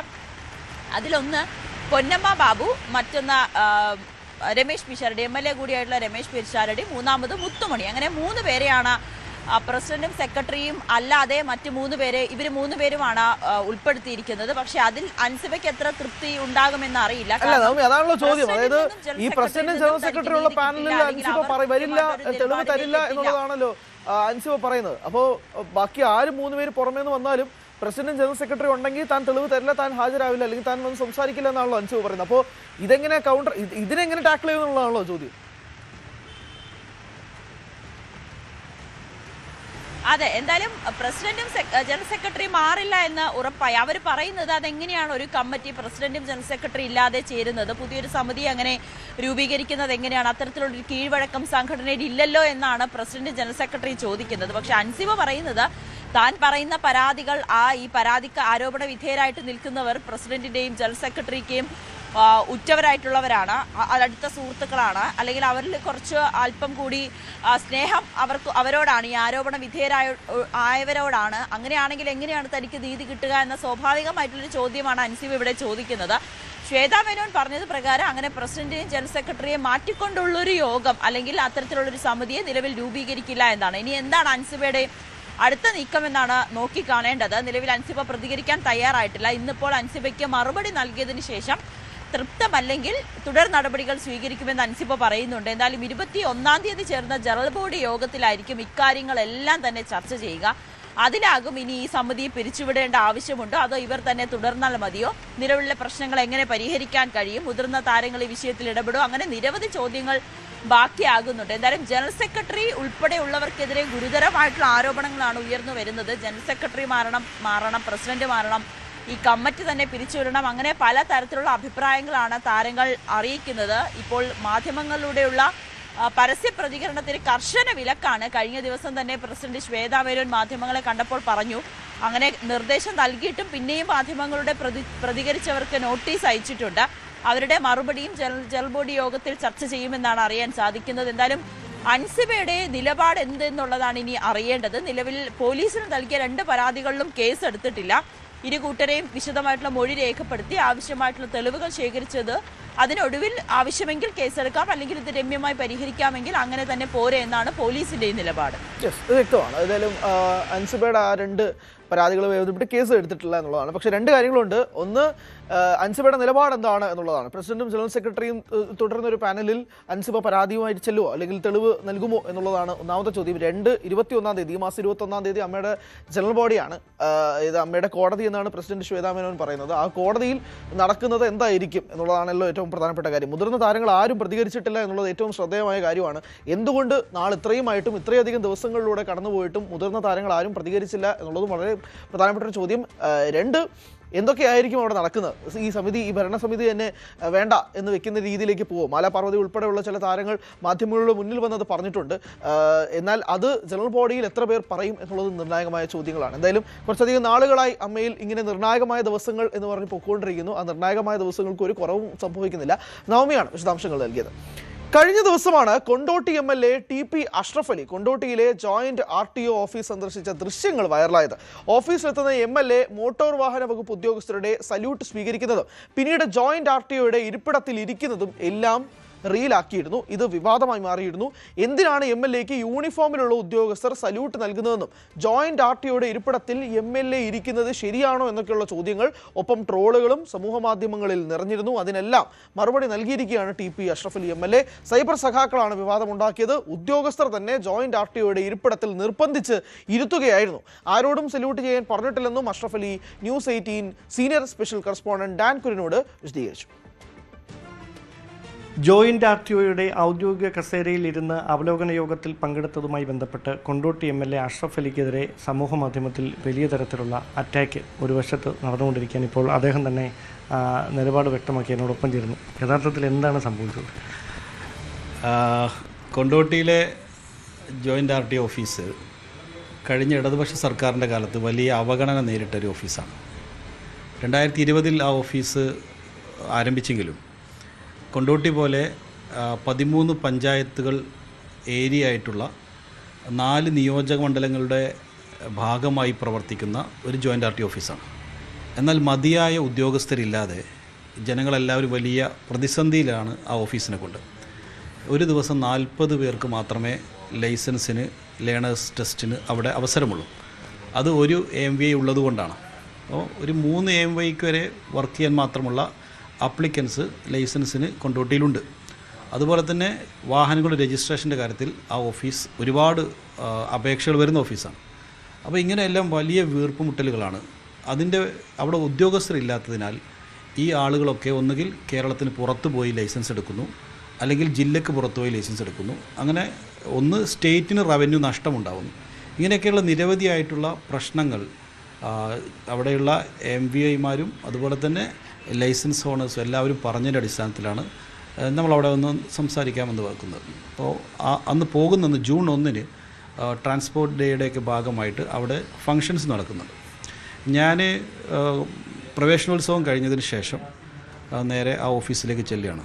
അപ്പോൾ ഇവർ നമ്മുടെ റിസീവ് ചെയ്യുന്നുണ്ട്. പിന്നെ നടക്കുന്നതൊക്കെ അവരുടെ തീരുമാനങ്ങൾ പ്രകാരമുള്ള കാര്യങ്ങളാണ്. ഞാൻ ആരെയും സല്യൂട്ട് അടിപ്പിക്കാൻ നിർത്തിയിട്ടില്ല. അതൊക്കെ ഓഫീസേഴ്സ് സ്വമേധയാ ചെയ്തതാണ്. അവർ ബൊക്കെ തന്ന് സ്വീകരിക്കുന്നു, അവർ സല്യൂട്ട് അടിക്കുന്നു. അത് കഴിഞ്ഞ് അകത്തേക്ക് ചെല്ലുന്ന സമയത്ത് ഞാൻ RTO ഓഫീസ് മാറി തൊട്ടപ്പുറത്തെ സീറ്റിലാണ് ഇരിക്കാൻ ശ്രമിക്കുന്നത്. പക്ഷേ എന്നെ നിർബന്ധിച്ചിട്ടാണ് അവിടെയുള്ള ഉദ്യോഗസ്ഥർ ഇരുത്തുന്നത്. അത് ഞാൻ ഈ പലരും വിമർശിക്കുന്നത് പോലെ അതിൽ നേരെ കയറിയിരുന്ന് ഭയങ്കര സിനിമ സ്റ്റൈലിൽ ചെയ്ത സാധനങ്ങളൊന്നും ചിത്രങ്ങളല്ലേ കാണുന്നുള്ളൂ. അതിന് പിന്നിൽ എന്താണെന്ന് ആരും അറിയുന്നില്ല. അതുകൊണ്ട് എനിക്ക് തോന്നുന്നു താങ്കളുടെ കോസ്റ്റ്യൂമും വലിയ തരത്തിൽ ചർച്ചയാകുന്നുണ്ട്. കോസ്റ്റ്യൂമിൽ അസൂയുള്ളവരാണ് ഇതിൻ്റെ പിറകിൽ എന്നുള്ളതും പറയുന്നുണ്ട്. അത് ഞാനതൊന്നും ബോധർ ചെയ്യുന്നില്ല. നമ്മുടെ കണ്ണിൻ്റെ കാഴ്ചയിൽ ഒരു MLA എന്ന് പറയുമ്പോൾ മുണ്ടും ഷർട്ടും ഒക്കെ ഇട്ട അങ്ങനെ ഒരു പതിവ്. അപ്പോൾ അതിൽ നിന്ന് വ്യത്യസ്തമായ ഒരു ശൈലി കൊണ്ടായിരിക്കാം ഒരു പക്ഷേ അങ്ങനെ ഒരു. നേരത്തെയും പല ആളുകളും കോസ്റ്റ്യൂമൊക്കെ മാറി പല രീതിയിലുള്ള പ്രോഗ്രാമുകളൊക്കെ പങ്കെടുക്കുന്നുണ്ട്. അത് ഒരു ആദ്യത്തെ അനുഭവം അല്ലെങ്കിൽ ആദ്യത്തെ സംഭവമല്ല. പക്ഷേ എന്നിരുന്നാലും ആളുകൾക്ക് എന്തോ ആ ഒരു രീതിയിൽ അതിനൊരു വിമർശനമുണ്ട് എന്നുള്ളതും സാമൂഹ്യ മാധ്യമങ്ങളിൽ നിന്ന് കണ്ടുകൊണ്ടിരിക്കും. അത് പ്രധാനമായി ഇതിനെല്ലാത്തിൻ്റെയും പിറകിൽ സൈബർ സഖാക്കളാണ്. അവർക്ക് ഇപ്പോൾ പിണറായി വിജയൻ്റെ സർക്കാർ തകർന്നടിഞ്ഞതിന് ശേഷം പിന്നീട് ഒന്ന് ഉയർത്തെഴുന്നേൽക്കാൻ ഒരു പിടിവള്ളി നോക്കി നടക്കുന്ന സമയത്ത് കിട്ടിയ ഒന്നായിട്ടാണ് അവരിതിനെ കണ്ടുകൊണ്ടിരിക്കുന്നത്. അപ്പോൾ എന്നെ സംബന്ധിച്ചിടത്തോളം ഞാൻ അവിടുത്തെ ജനങ്ങളുടെ ഏറ്റവും പ്രധാനപ്പെട്ട വിഷയം പരിഹരിക്കാൻ വേണ്ടി പോയ ആളുകളാണ്. അതിനോട് 100% അനുകൂലമായിട്ടാണ് ആ ഓഫീസിൽ എല്ലാവരും എന്നോട് പ്രതികരിച്ചിട്ടുള്ളത്. ഇപ്പോൾ ജോയിന്റ് RTO ഉൾപ്പെടെയുള്ള ആളുകൾ അവിടെ കൂടുതൽ സ്റ്റാഫുകളെ വേണം, അവിടെ ക്ലർക്കുമാരുടെ എണ്ണത്തിൻ്റെ കുറവ്, സൂപ്രണ്ടിൻ്റെ ജോലി ഭാരം, ഇങ്ങനെ ഒരുപാട് വിഷയങ്ങൾ എൻ്റെ മുന്നിൽ അവതരിപ്പിച്ചു. ഞാനതെല്ലാം വളരെ ശ്രദ്ധാപൂർവം കേട്ടു. അതിനുശേഷം ഞാൻ മിനിസ്റ്ററുമായി ചർച്ച നടത്തി. ട്രാൻസ്പോർട്ട് കമ്മീഷണർ ഓഫീസുമായി ബന്ധപ്പെട്ട് വളരെ വേഗത്തിൽ അതിന് പരിഹാരങ്ങളിലേക്ക് നീങ്ങിക്കൊണ്ടിരിക്കുകയാണ്. അതിനുശേഷം നിരവധിയായിട്ടുള്ള സാധാരണക്കാർ ആ ഓഫീസിൽ അവരുടെ പല ഫയലുകളും പെൻഡിങ് ആകുന്നതിനെക്കുറിച്ച് എന്നെ വിളിച്ച് പറഞ്ഞു. ഉടൻ തന്നെ വിളിച്ച് 3-4 കേസ് ഈ അടുത്ത് അതിന് പരിഹാരമാക്കാനും സാധിച്ചിട്ടുണ്ട്. അപ്പോൾ നമ്മളുടെ ഒരു ഇടപെടൽ മൂലം ജനങ്ങൾക്ക് ഒരുപാട് രീതിയിലുള്ള പ്രശ്നപരിഹാരത്തിൻ്റെ വഴി തുറന്നിട്ടുണ്ട്. മാത്രമല്ല പൂർണ്ണാർത്ഥത്തിൽ ഒരു ജോയിൻ്റ് RTO ഓഫീസ് കൊണ്ടോട്ടിയിൽ വരുമ്പോൾ ആളുകൾ എന്താണോ പ്രതീക്ഷിച്ചിട്ടുള്ളത് ആ ഒരു ഔട്ട്പുട്ട് ആ ഓഫീസിൽ നിന്ന് കിട്ടുന്ന രൂപത്തിലേക്കുള്ള ഒരു ഇടപെടലും ഒരു റിസൾട്ടും തീർച്ചയായിട്ടും വരും ദിവസങ്ങളിൽ ഉണ്ടാവുകയും ചെയ്യും. കോസ്റ്റ്യൂം മാറ്റൂ വിമർശനങ്ങളുടെ പ്രശ്നം അല്ല, കോസ്റ്റ്യൂം മാറ്റുക എന്ന് പറഞ്ഞാൽ ഒരു കോസ്റ്റ്യൂമിൽ തന്നെ എപ്പോഴും നിൽക്കേണ്ട കാര്യമല്ല. അത് സ്വാഭാവികമായിട്ടും ഒക്കേഷണലി പല അർത്ഥത്തിലുള്ള മാറ്റങ്ങൾ തീർച്ചയായിട്ടും സ്വാഭാവികമായിട്ടും ഉണ്ടാവും. ഞാനെന്നല്ല എല്ലാവരും മാറ്റിക്കൊണ്ടിരിക്കുന്നതാണ്. ഇപ്പോൾ നമ്മുടെ ഒരു CM പൂക്കി CM എന്നാണ് അദ്ദേഹത്തെ അറിയപ്പെടുന്നത്. അങ്ങനെ ഒരു CM ഉണ്ടാകും നമുക്ക് നേരത്തെ സങ്കല്പിക്കാൻ കഴിയില്ല. അപ്പോൾ പുതിയ കാലത്തിനനുസരിച്ച് പുതിയ തലമുറയോട് സംവദിക്കാനും സംസാരിക്കാനും പറ്റുന്ന ഭാഷ, വേഷം എല്ലാം ഏറ്റവും നല്ലതാണ്. അപ്പോൾ അതങ്ങനെ തന്നെ തുടരട്ടെ. നല്ല ആശംസകൾ. ഓക്കെ. മലയിടം തുരുത്ത് പാരിത്തുകാവ് ഉന്നതി കുടിയൊഴിപ്പിക്കലുമായി ബന്ധപ്പെട്ട് മന്ത്രി റോജി M. ജോണിന്റെ അധ്യക്ഷതയിലുള്ള നിർണായക സമാധാന ചർച്ച ഇന്ന് നടക്കും. ഹൈക്കോടതി സർക്കാരിന് അനുവദിച്ച സാവകാശത്തിന്റെ പശ്ചാത്തലത്തിലാണ് താമസക്കാരുടെ പുനരധിവാസം ഉറപ്പാക്കാനുള്ള ഈ അടിയന്തര ചർച്ച സംഘടിപ്പിച്ചിരിക്കുന്നത്. കുടിയൊഴിപ്പിക്കൽ നടപടികൾ പൂർത്തിയാക്കാൻ സർക്കാരിന് ജൂൺ 16 വരെ ഹൈക്കോടതി കൂടുതൽ സമയം അനുവദിച്ചിട്ടുണ്ട്. നവമിയുണ്ട് വിശദാംശങ്ങളുമായി. നവമി, 16 വരെയാണ് ദിവസം. അതിനിടയിൽ ഈ സമാധാന ചർച്ച അവിടെ ഉള്ള ആളുകൾക്കുമായിട്ട് മന്ത്രിയുടെ സംസാരിക്കുമ്പോഴേക്കും എന്തൊക്കെയാണ് പ്രതീക്ഷിക്കേണ്ടത്? ഈ മീറ്റിംഗിന് ശേഷം ഒരു അനുകൂലമായ നടപടി ഉണ്ടാകുമെന്ന് വേണോ കണക്കാക്കാൻ? ഹരി, നിലവിൽ സംസ്ഥാന സർക്കാരിനെ സംബന്ധിച്ച് ചെറിയൊരു ആശ്വാസമാണ് ഇപ്പോൾ 16-ാം തീയതി വരെ നീട്ടിയിരിക്കുന്നത്. നേരത്തെ 9-ാം തീയതിയായിരുന്നു. 9-ാം തീയതി അന്തിമ തീരുമാനമെടുക്കണം, അല്ലെങ്കിൽ അവരെ കുടിയൊഴിപ്പിക്കണം, മറ്റ് നടപടിക്രമങ്ങളിലേക്ക് കടക്കണമെന്നായിരുന്നു ആദ്യം കോടതി നൽകിയിരിക്കുന്ന നിർദ്ദേശം. പിന്നീട് വീണ്ടും കോടതിയെ സമീപിച്ചതോടുകൂടിയാണ് 16-ാം തീയതി വരെ ഒരാഴ്ച കൂടി സമയം നീട്ടി നൽകിയിരിക്കുന്നത്. ആ ഒരു അടിസ്ഥാനത്തിലാണ് ഇന്നിപ്പോൾ അടിയന്തര യോഗം ചേരാനായി തീരുമാനിച്ചിരിക്കുന്നത്. മന്ത്രി റോജി M. ജോണിന്റെ നേതൃത്വത്തിലാണ് ഇന്ന് ഒരു യോഗം കളക്ടറേറ്റിൽ കൂടുക. ഈ യോഗത്തിൽ ഈ കേസുമായി ബന്ധപ്പെട്ട അല്ലെങ്കിൽ ഈ മലയിടം തുരുത്ത് നിവാസികളുണ്ടാകും, അവരുടെ അഭിഭാഷകരുണ്ടാകും, സമരസമിതി അംഗങ്ങളുണ്ടാകും, അതോടൊപ്പം തന്നെ ഈ കണ്ണാട്ട് കുടുംബാംഗങ്ങളും ഉണ്ടാകും. ഇവരെല്ലാവരും ചേർന്ന് കൊണ്ടുള്ളൊരു യോഗമാണ് ഇന്നിപ്പോൾ നടക്കുക. ഉച്ചയ്ക്ക് 2 മണിക്കാണ് ഈ യോഗം. ആ യോഗത്തിൽ പ്രധാനമായും സർക്കാർ മുന്നോട്ട് വയ്ക്കുന്നത് ഈ ഇപ്പോഴുള്ള കുടുംബങ്ങളെ, അതായത് നിലവിൽ താമസിക്കുന്ന കുടുംബങ്ങളെ മറ്റൊരിടത്തേക്ക് പുനരധിവസിപ്പിക്കാമെന്നൊരു നിർദ്ദേശമാണ് സർക്കാർ മുന്നോട്ട് വയ്ക്കുന്നത്. അവർക്ക് അവരെ പുനരധിവസിപ്പിക്കുന്നതിന് ആവശ്യമായ സ്ഥലം കണ്ടെത്തി അങ്ങോട്ടേക്ക് മാറ്റാം അവരെ എന്നാണ് സർക്കാരിൻ്റെ ആവശ്യം. ആ രീതിയിലുള്ളൊരു സമവായ ചർച്ചകളിലേക്കാണ് സർക്കാർ മുന്നോട്ട് വയ്ക്കുന്നത്. പക്ഷേ ആ കുടുംബാംഗങ്ങൾ അല്ലെങ്കിൽ അവിടെ താമസിക്കുന്നവർ അതിന് സമ്മതിക്കുന്നില്ല. മലയിടം തുരുത്ത് നിവാസികൾ പറയുന്നത് ഇത് തങ്ങളുടെ സ്ഥലമാണ്, ഇവിടെ റീസർവേ വേണം, ഏകദേശം 30 സെന്റിൽ അധികം തങ്ങൾക്കുണ്ട്, അപ്പോൾ അവിടെ തന്നെ തങ്ങളെ താമസിപ്പിക്കണം, ഇവിടെ നിന്ന് മാറില്ല എന്നാണ് ഈ സമരക്കാരുടെ പ്രധാനപ്പെട്ട ആവശ്യം. അവർ അത്തരത്തിലാണ്, ഇവിടെ നിന്ന് മാറില്ല എന്നൊരു തീരുമാനത്തിലേക്ക് നിൽക്കുന്നുണ്ട്. പക്ഷേ ഈ കണ്ണാട്ട് കുടുംബം പറയുന്നത് സുപ്രീം കോടതിയുടെ വിധിയൊക്കെ മുന്നിൽ നിർത്തിക്കൊണ്ട് ഇത് തങ്ങളുടെ ഭൂമിയാണ്, എത്രയും വേഗം ഇവിടെ നിന്ന് ഒഴിപ്പിക്കണമെന്നാണ് ആ കുടുംബം പറയുന്ന കുടുംബം ആവശ്യപ്പെടുന്നത്. ആ ഒരു രീതിയിലേക്ക് ഇത് മുന്നോട്ട് പോകുന്ന സാഹചര്യത്തിൽ ഇത് എങ്ങനെ രമ്യമായി പരിഹരിക്കാമെന്നാണ് സർക്കാരും ഇപ്പോൾ നിലപാടെടുക്കുന്നത്. ഇതിലിപ്പോൾ CPM ആണ് ഈ സമരക്കാർക്ക് ഒപ്പം നിന്നുകൊണ്ട് ഈ ഒരു സമരത്തിന് മുന്നിൽ നിൽക്കുന്നത്. ആ ഒരു സാഹചര്യം തന്നെ ഇതൊരു വലിയൊരു രാഷ്ട്രീയ ആയുധമായി തന്നെയാണ് CPM ഈ ഒരു വിഷയത്തെ ഉയർത്തിക്കാട്ടുകയും ചെയ്യുന്നത്. പ്രത്യേകിച്ച് ആഭ്യന്തരമന്ത്രിയുടെ നടപടി, പോലീസിൻ്റെയൊക്കെ നടപടിയിൽ വലിയ വീഴ്ച സംഭവിച്ചു എന്ന് പ്രതിപക്ഷം ഉയർത്തുന്ന സാഹചര്യത്തിൽ കൂടിയാണ്. എന്തായാലും ഈ വിഷയത്തെ എങ്ങനെ രമ്യമായി പരിഹരിക്കാമെന്നാണ് സർക്കാർ നോക്കിക്കാണുന്നത്. പ്രത്യേകിച്ച് ഈ അവിടെ താമസിക്കുന്നവരൊരു റീസർവേ നടത്തി തങ്ങൾക്ക് ഇവിടെ തന്നെ താമസിക്കണം, ഇത് തങ്ങളുടെ ഭൂമിയാണെന്ന് പറയുമ്പോൾ തന്നെ കണ്ണാട്ട് കുടുംബം മുന്നിൽ വെക്കുന്നത് ഈ കോടതികളുടെ നേരത്തെയുള്ള സുപ്രീം കോടതിയുടെ ഹൈക്കോടതിയുടെയൊക്കെ വിധികൾ തന്നെയാണ്. എന്തായാലും എങ്ങനെ ഇത് രമ്യമായി പരിഹരിക്കാമെന്ന് സർക്കാർ ചിന്തിക്കുമ്പോൾ പോലും വലിയൊരു ആശയക്കുഴപ്പത്തിൽ കൂടിയാണ് സർക്കാർ കടന്നു പൊക്കോണ്ടിരിക്കുന്നത്. വലിയ ആശയക്കുഴപ്പമാണ്, തർക്കമൊന്നുമില്ല. ഈ 9-ാം തീയതി എന്നുള്ളത് 16-ാം തീയതിയിലാക്കിയത് സർക്കാരിനൊരു ചെറിയ ആശ്വാസം ഉണ്ടെങ്കിൽ പോലും ഈ സമവായ ചർച്ച അത് തന്നെയാണ് ഇന്ന് ഉച്ചയ്ക്ക് 2 മണിക്കാണ് മന്ത്രി റോജി M. ജോണിന്റെ അധ്യക്ഷതയിൽ ചേരുന്നത്. അതിനകത്ത് 2 കാര്യങ്ങളുണ്ട്. ഒന്ന്, ഈ സമരക്കാർ അല്ലെങ്കിൽ ഇവിടെ താമസിക്കുന്ന കുടുംബങ്ങൾ സഹകരിക്കുന്നില്ല, അവർക്ക് ഇവിടം വിട്ട് പോകാൻ താല്പര്യമില്ല എന്നുള്ളതാണ്. റീസർവേ നടത്തണമെന്നാണ് ആവശ്യം. കാരണം അവർ തലമുറകളായി ഇവിടെ താമസിക്കുന്നവരാണ്. അത് പെട്ടെന്ന് മാറുക എന്ന് പറയുന്നത് നടക്കില്ല എന്നുള്ളത് തന്നെയാണ്. എന്തായാലും CPM ആണ് ഈ സമരത്തിനും അവരോടൊപ്പം തന്നെ നിൽക്കുന്നത്. നവമിയാണ് വിശദാംശങ്ങൾ നൽകിയത്. ഉച്ചയ്ക്ക് 2 മണിക്കാണ് യോഗം. പാലക്കാട് പുതുനഗരം ഇസ്ലാമിക ജിം വിവാദത്തിൽ വിശദീകരണവുമായി ഉടമകളിൽ ഒരാളും പരിശീലകനുമായ പാലക്കാട് തണ്ണീർപ്പന്തൽ സ്വദേശി നവാസ്. ജിമ്മിൽ എല്ലാ മതക്കാർക്കും പ്രവേശനമുണ്ട്, സ്ത്രീകൾക്ക് പ്രത്യേക സമയമുണ്ടാകും, അത് ഇസ്ലാമിക സൗഹൃദ രീതിയിലാകും. താൻ മതസ്പർദ്ധ ഉണ്ടാക്കാൻ ശ്രമിച്ചിട്ടില്ല എന്നും വാക്കുകൾ തെറ്റിദ്ധരിച്ചതാകാം എന്നും നവാസ് ന്യൂസ് 18നോട് പറഞ്ഞു. ആക്ച്വലി ഞാൻ ഈ ജിമ്മ് സംരംഭം തുടങ്ങുന്നത് മുസ്ലിങ്ങൾക്ക് വേണ്ടി മാത്രമായിക്കൊണ്ട് ഒരു ജിമ്മ് തുടങ്ങുന്നതൊക്കെയാണ് വിമർശനങ്ങൾ വരുന്നത്. ആക്ച്വലി ഞാൻ അത് ഉദ്ദേശിച്ചിട്ട് ഒരിക്കലും ഞാൻ അത് ഉദ്ദേശിച്ചിട്ട് പറഞ്ഞിട്ടില്ല. കാരണം ഇവിടെ ഇതര മതത്തിൽപ്പെട്ട സഹോദരങ്ങൾ എത്രയോ പേര് വരുന്നുണ്ട്. അവർക്കൊന്നും യാതൊരു ബുദ്ധിമുട്ടും ഇല്ലാതെ വർക്കൗട്ട് ചെയ്ത് പോകുന്നുണ്ട്. ഞാൻ ഇസ്ലാമിക് ഫ്രണ്ട്ലി ജിമ്മെന്ന് ഉദ്ദേശിച്ചത് എന്താ വെച്ചാൽ, നമ്മളെ ഈ ലൊക്കാലിറ്റി, അതായത് പുതുനഗർ എന്ന് പറയുന്ന ലൊക്കാലിറ്റി മുസ്ലിങ്ങൾ കൂടുതലുള്ള ഒരു സ്ഥലമാണ്. അപ്പോൾ അവിടെ കുറേ പേര് നമ്മുടെ അടുത്തൊരു പരിഭവം പോലെ പറഞ്ഞിട്ടുണ്ടായിരുന്നു, ഇങ്ങനെ മ്യൂസിക്കുള്ള ജിമ്മുകളാണ് അപ്പുറത്തും, പിന്നെ അവർ യൂണിസെക്സ് ആണ്, മിക്സഡ് ആണ്, അപ്പോൾ അവിടെ പോകാനൊരു അസ്വസ്ഥതയുണ്ട്. അപ്പം ഇങ്ങനെ പറഞ്ഞപ്പോഴാണ്, അതിൻ്റെ അടിസ്ഥാനത്തിലാണ് നമ്മൾ ശരി എന്നാൽ പിന്നെ അവർക്കും കൂടെ ഒരു ബുദ്ധിമുട്ടില്ലാത്ത രീതിയിൽ, എന്താ പറഞ്ഞാൽ ഈ ലൊക്കാലിറ്റി ഏറ്റവും കൂടുതൽ മുസ്ലിംസാണ്. അപ്പോൾ അങ്ങനെ ഉള്ള ഏരിയയിൽ വന്നിട്ട് നമ്മൾ അവർക്ക് എഗെയിൻസ്റ്റ് ആയിട്ട് നമ്മളൊരു അവരെ മതിക്കാത്ത രീതിയിൽ, അവരെ വിലമതിക്കാത്ത രീതിയിൽ ഒരു സംരംഭം തുടങ്ങുന്നതുകൊണ്ട് ഞാൻ അതിൽ ആഗ്രഹിക്കുന്നില്ല. അപ്പോൾ അവർക്കും കൂടി പ്രയോജനമായിട്ടുള്ള ഒരു ജിം ആയിക്കോട്ടെ. അത് ഞാൻ ഉദ്ദേശിച്ചത് എന്താ വെച്ചാൽ, ഇപ്പോൾ നമ്മൾ ഏതെങ്കിലും ഹോസ്പിറ്റലിൽ പോകുമ്പോൾ അവിടെ ഒരു സ്റ്റെയർ കേസ് ഉണ്ടാവും. അപ്പോൾ വികലാംഗങ്ങൾക്ക് വേണ്ടിയിട്ടൊരു സ്റ്റെയർ ഉണ്ടാവും. പക്ഷെ അവർ സെപ്പറേറ്റ് അവരും കൂടി മുൻഗണന കൊടുത്തിട്ടുള്ളതാണ്. അതുപോലെ ഞാൻ ഉദ്ദേശിച്ചിട്ടുള്ളൂ. അവർക്കും കൂടി പ്രയോജനപ്പെടുന്ന ഒരു ജിമ്മായിരിക്കും. കാരണം ഓപ്പൺ ആയിട്ടുള്ള ഒരു മ്യൂസിക് ഉണ്ടാവില്ല. മ്യൂസിക് ഇഷ്ടമുള്ളവർക്ക് അവർക്ക് സെപ്പറേറ്റ് അവർക്ക് ഇഷ്ടമുള്ള മ്യൂസിക് കേൾക്കാം. നമ്മൾ അതിലൊന്നും യാതൊരു ഇതും പിന്നെ മൂടി പോയിച്ച് വരണം, ഇല്ലാണ്ട് എന്താ പറയുക, അങ്ങനെ ഒരു എന്താ പറയുക ഇസ്ലാമിക് റൂൾസ് അടിച്ചമർത്തിക്കൊണ്ടുള്ള ഒരു ജിമ്മാണെന്നൊക്കെ പ്രചരിക്കുന്നുണ്ട്. പക്ഷെ അതും ഇതുമായിട്ട് യാതൊരു ബന്ധമില്ല. ഞാൻ ഉദ്ദേശിച്ചത്, എൻ്റെ മനസ്സാൽ ഞാൻ ഉദ്ദേശിച്ചത് അവർക്കും കൂടി ഒരു സഹകരിച്ചുകൊണ്ടുള്ള ഒരു ജിമ്മ്, അതേ ഞാൻ ഉദ്ദേശിച്ചുള്ളൂ. അല്ലാതെ ഇതര മതസ്ഥർക്ക് വരാൻ പാടില്ല ഈ ഒരു മുസ്ലിം ജിമ്മ് എന്ന രീതിയിലോ ഒന്നും ഞാനിത് തുടങ്ങിയിട്ടില്ല. ഇത് പുതിയതായിട്ടൊരു സംരംഭം തുടങ്ങുകയാണ്. മറ്റേ 15 വർഷമായിട്ട് നടത്തിക്കൊണ്ടിരുന്ന സേട്ട് വണ്ണായിരുന്നു. ഇവിടെ എല്ലാവർക്കും അറിയാം, അവിടെ എല്ലാ മതത്തിൽപ്പെട്ട ആൾക്കാരും വന്ന് വർക്കൗട്ട് ചെയ്തു പോയ ജിമ്മാണ്. അതിൽ നിന്ന് വന്ന് പഠിച്ചു പോയവരൊക്കെ പോലീസായിട്ടുണ്ട്, പല ഉദ്യോഗസ്ഥരുണ്ട്. അപ്പോൾ അവരോടൊക്കെ ചോദിച്ചാൽ അറിയാം.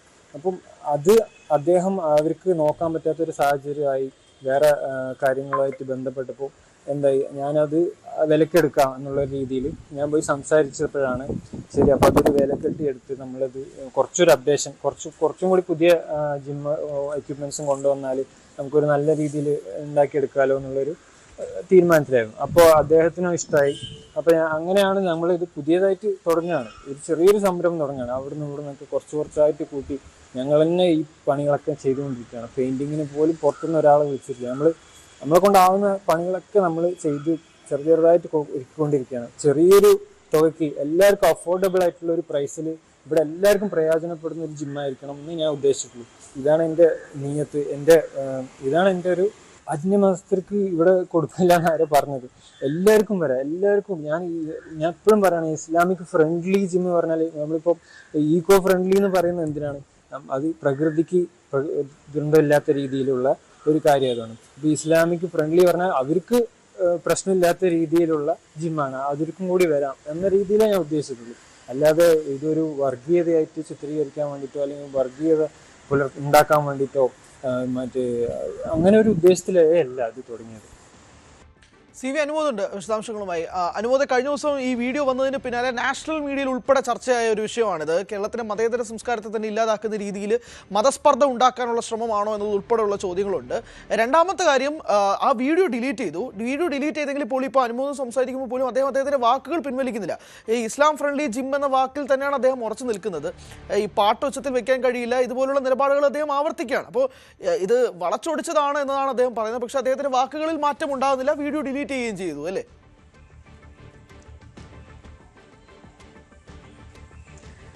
Hari, good morning.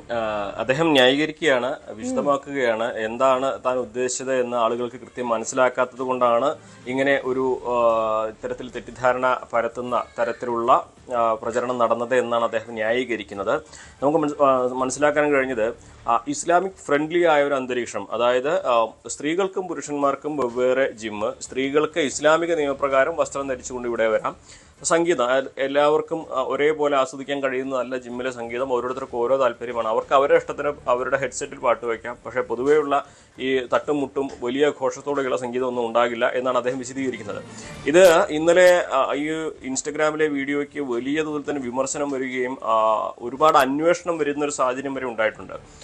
ഇതിൻ്റെ ഒരു പശ്ചാത്തലം കൂടി അവർ വിശദമാക്കുന്നത് പുതുനഗരത്തിൽ മുൻപേ ഉണ്ടായിരുന്ന ഒരു ജിംനേഷ്യമാണിത്. അവിടെ ഒരുപാട് ജിമ്മുകളുള്ള ഒരു ഏരിയ കൂടിയാണ്. അപ്പോൾ ആ ഏരിയയിലെ ജിമ്മുകൾ തമ്മിലൊരു മത്സരം ഉണ്ടായിരുന്നു. മാത്രം മുസ്ലിങ്ങൾ കൂടുതലായിട്ട് തിങ്ങിപ്പാർക്കുന്ന ഒരു പ്രദേശം കൂടിയാണ് പുതുനഗരം. അപ്പോൾ അവിടെ ജിമ്മിൽ പോകുന്നതിൽ അധികം മുസ്ലിങ്ങളാണ്. മുസ്ലിങ്ങളെ ഇവിടേക്ക് കൊണ്ടുവരാൻ വേണ്ടിയുള്ള ഒരു തന്ത്രം കൂടിയാണ് ഇത്തരത്തിലൊരു പ്രചരണം നടത്തിയതെന്നാണ് അവരുടെ ഭാഗത്തു നിന്നൊരു വിശദീകരണമായിട്ട് അവർ പങ്കുവെക്കുന്നത്.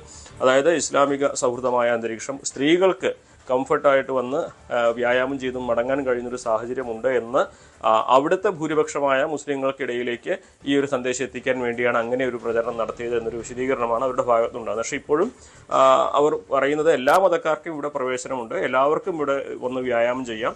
പക്ഷേ ഇസ്ലാമിക ഫ്രണ്ട്ലി ആയിട്ടുള്ള, അതായത് മുസ്ലിങ്ങൾക്ക് അവരുടെ മതപ്രകാരം അനുശാസിക്കുന്ന നിയമങ്ങൾ പാലിച്ചുകൊണ്ടാണ് ഇവിടെ വ്യായാമം ചെയ്യാനുള്ള ഒരു അവസരം. അത് അങ്ങനെ ആഗ്രഹിക്കുന്നവർക്ക് അങ്ങനെ ചെയ്യാനുള്ള അവസരമുണ്ട്. ബാക്കിയുള്ളവർക്ക് അവരുടെ ഇഷ്ടത്തിന് വന്ന് ചെയ്യാമെന്നും കൂടി വിശദീകരിക്കുകയാണ്, ന്യായീകരിക്കുകയാണ്. എന്താണെങ്കിലും വലിയ തോതിൽ തന്നെ വിമർശനം സാമൂഹ്യ മാധ്യമങ്ങൾ ഉയർന്നു. അതിന് പിന്നാലെ ഇത്തരത്തിലൊരു പ്രചരണം, ഇത്തരത്തിലൊരു വീഡിയോ പ്രത്യക്ഷപ്പെട്ടതിന് പിന്നാലെ തന്നെ അന്വേഷണം, പോലീസിന്റെ ഭാഗത്ത് നിന്നൊക്കെ അന്വേഷണവും ഇതിനെക്കുറിച്ച് എന്താണ് ഇവിടെ സംഭവിക്കുന്നത്, എങ്ങനെയാണ് ഈ പ്രചരണം ഉണ്ടായതൊക്കെ അന്വേഷിക്കുന്നുണ്ട്. സ്വാഭാവികമായിട്ടും ഇതിൻ്റെ എല്ലാം തുടർച്ചയായിട്ട് വേണം നമ്മൾ ഈ വാക്കുകൾ കേൾക്കുവാൻ. എന്താണെങ്കിലും പറഞ്ഞതിൽ ഉറച്ചു നിൽക്കുകയാണ്. ഇസ്ലാമിക ഫ്രണ്ട്ലി ആയിട്ടുള്ളൊരു അന്തരീക്ഷം ഉള്ള ജിമ്മ് തന്നെയാണ്. പക്ഷേ മറ്റു ഇത് ഇസ്ലാമിക നിയമപ്രകാരം പൂർണ്ണമായിട്ട് എന്ന തരത്തിലേക്കല്ല അവർ പറയുന്നത്. ഇസ്ലാമിക് ഫ്രണ്ട്ലിയാണ്, മറ്റു മതക്കാർക്കും ഇവിടെ വന്ന് ചെയ്യാം, ഞങ്ങൾ ആരെയും മാറ്റി നിർത്തുന്നില്ല, എല്ലാവരും ഉൾക്കൊണ്ടുകൊണ്ടാണ് ചെയ്യുന്നത് എന്നുള്ള തരത്തിലുള്ള ന്യായീകരണങ്ങളാണ് ഇപ്പോൾ ഈ ജിമ്മിന്റെ ഉടമ പരിശീലനം. അതെ, ആദ്യം തുടക്കത്തിൽ തന്നെ പറഞ്ഞു ഈ സ്ത്രീകളും പുരുഷന്മാരും വെവ്വേറെ ടൈമിങ്ങിൽ ആയിട്ട് ബന്ധപ്പെട്ടുള്ള അദ്ദേഹത്തിന്റെ കുടുംബത്തിനുള്ളിൽ തന്നെ അങ്ങനെ ഒരു പ്രശ്നമുണ്ട്. ഇത് സ്ത്രീകൾ പലരും വരാൻ മടിക്കുന്നത് ഈ പുരുഷന്മാരോടൊപ്പം ജിമ്മിൽ വർക്കൗട്ട് ചെയ്യാൻ താല്പര്യമില്ല എന്നുള്ളതാണ്. ഇതും പറഞ്ഞിരുന്നല്ലോ. ഇതിലെന്തെങ്കിലും ന്യായീകരണം ഉണ്ടോ, അതോ വീണ്ടും ഇത് രണ്ട് ടൈമിങ്ങിലാണ്, സ്ത്രീകൾക്ക് വെവ്വേറെ ടൈം, പുരുഷന്മാർക്ക് വെവ്വേറെ ടൈം, ഈ രീതിയിൽ തന്നെ മുന്നോട്ട് പോകും, അതോ മൊത്തത്തിൽ ന്യായീകരിക്കുകയാണ്?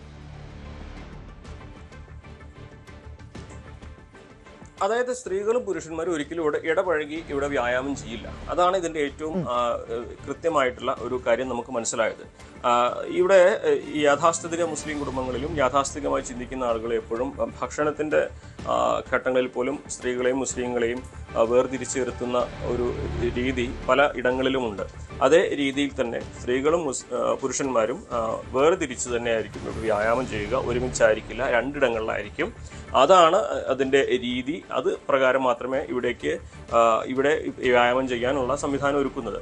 അതായത് ഇതിലെ പ്രധാനപ്പെട്ട കാര്യം മുസ്ലിം ഭൂരിപക്ഷ പ്രദേശമായ അവിടുത്തെ കസ്റ്റമേഴ്സ് അധികം മുസ്ലിംസ് ആണ്. അപ്പോൾ അവിടെയുള്ള അവർക്ക് ഇവിടെ വന്ന് കംഫർട്ടായിട്ട് എക്സസൈസ് ചെയ്ത് മടങ്ങാം എന്ന ഒരു സന്ദേശമാണ് പങ്കുവയ്ക്കാൻ ഉദ്ദേശിച്ചത് എന്നാണ് അവർ ന്യായീകരിക്കുന്നത്, വിശദീകരിക്കുന്നത്. നമുക്ക് മനസ്സിലാക്കാൻ കഴിഞ്ഞ ഒരു കാര്യം, ഇസ്ലാമിക് ഫ്രണ്ട്ലി എന്ന് പറയുമ്പോൾ സ്ത്രീകൾക്കും പുരുഷന്മാർക്കും രണ്ട് തരത്തിലുള്ള ഇടങ്ങളിൽ രണ്ട് ടൈമിങ്ങിൽ തന്നെ ആയിരിക്കും ഉണ്ടാവുക. ഇടകലർന്നുള്ള ഒരു വ്യായാമം ഇവിടെ സാധ്യമാവുകയില്ല. സ്ത്രീകൾക്ക് അവരുടെ മതം അനുശാസിക്കുന്ന തരത്തിലുള്ള വസ്ത്രങ്ങൾ ധരിച്ചുകൊണ്ട് ഇവിടെ വന്ന് വ്യായാമം ചെയ്യാൻ സാധിക്കും. മറ്റു മതക്കാർക്കും പ്രവേശനമുണ്ട്. പക്ഷേ ഈ ചട്ടങ്ങളൊക്കെ ഇവിടെ നിലനിൽക്കുമ്പോഴാണ് മറ്റു മതക്കാർക്കും ഇവിടെ പ്രവേശനം. ഇവിടെ ചട്ടങ്ങൾ നിലനിൽക്കും, പക്ഷെ മറ്റു മതക്കാർക്കും അവസരം ഉണ്ടാകുന്നത് തന്നെയാണ് ഇപ്പോൾ ഉടമ നവാസിന്റെ വിശദീകരണം. അദ്ദേഹം ന്യായീകരിക്കണം അദ്ദേഹത്തിന്റെ വാക്കുകൾ. ഇടവേളയിലേക്ക് പോകണം, ഇടവേളയ്ക്ക് ശേഷം മടങ്ങിയെത്താം.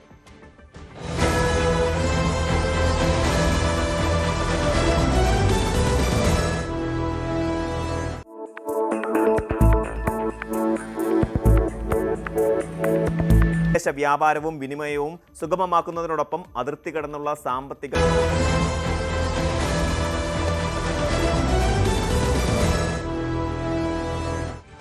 വളരെ വളരെ പ്രധാനപ്പെട്ട ഒരു വാർത്തയിലേക്കാണ് പോകുന്നത്. പാർട്ടിയുടെ ഉന്നത നേതൃത്വം അവഗണിക്കുന്നുവെന്ന് കോടിയേരി ബാലകൃഷ്ണന്റെ ഭാര്യ വിനോദിനി ബാലകൃഷ്ണൻ. കേരളത്തിലെ ഉന്നതനായ PB അംഗം അവഗണിക്കുന്നു.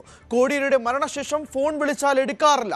MV ഗോവിന്ദനെ ലക്ഷ്യം വെച്ച് ഗുരുതര വിമർശനമാണ് വിനോദിനി ഉന്നയിക്കുന്നത്. ഒരു മാസികയ്ക്ക് നൽകിയ അഭിമുഖത്തിലാണ് വിനോദിനിയുടെ വിമർശനങ്ങൾ വരുന്നത്.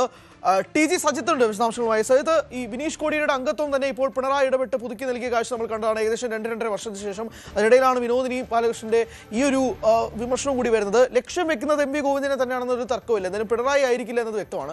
MV ഗോവിന്ദനെ തന്നെയാണോ ഉദ്ദേശിക്കുന്നത്?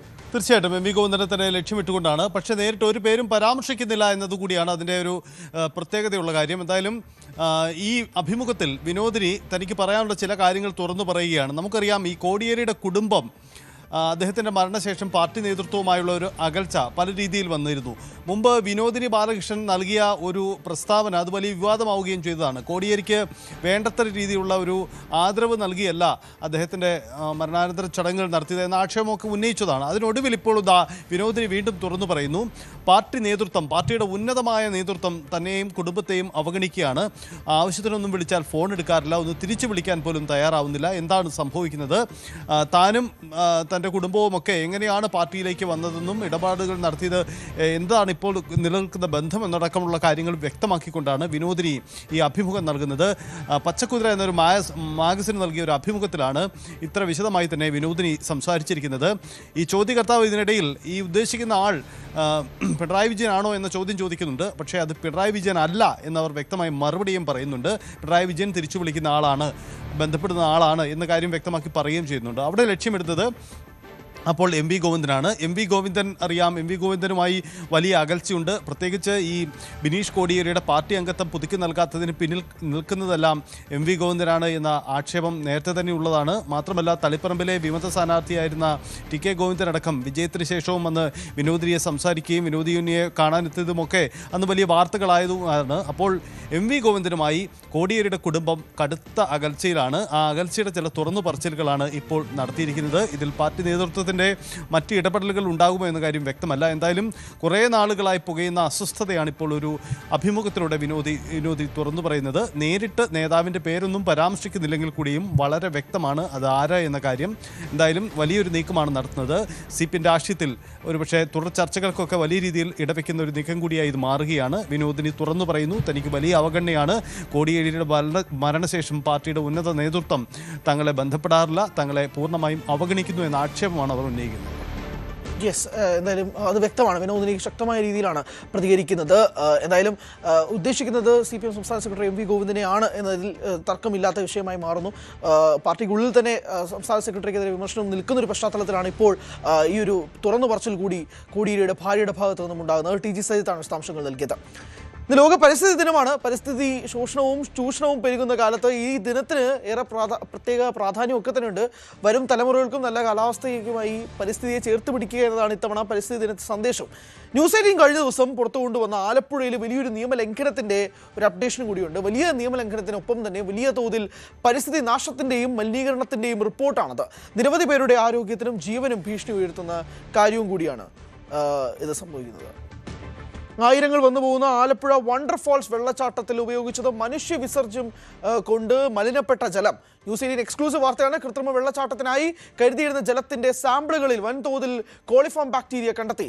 100 മില്ലിലിറ്റർ ജലത്തിൽ 1000 ബാക്ടീരിയകൾ എന്ന ഞെട്ടിക്കുന്ന കണക്കാണ് പുറത്തു വരുന്നത്. കൃത്രിമ വെള്ളച്ചാട്ടം ഒരുക്കിയിടത്ത് സ്ഥാപിച്ച കക്കൂസുകളിൽ നിന്നുള്ള മനുഷ്യ വിസർജ്യം ഭൂഗർഭജലവുമായി കലർന്നിട്ടുണ്ടെന്ന് ഗവേഷകർ പറയുന്നു. ഷോയിൽ പങ്കെടുത്ത ചിലർ ശാരീരിക അസ്വസ്ഥതകളുമായി ചികിത്സ തേടിയതായും വിവരങ്ങൾ. ശരണ്യ, വിശദാംശങ്ങൾ.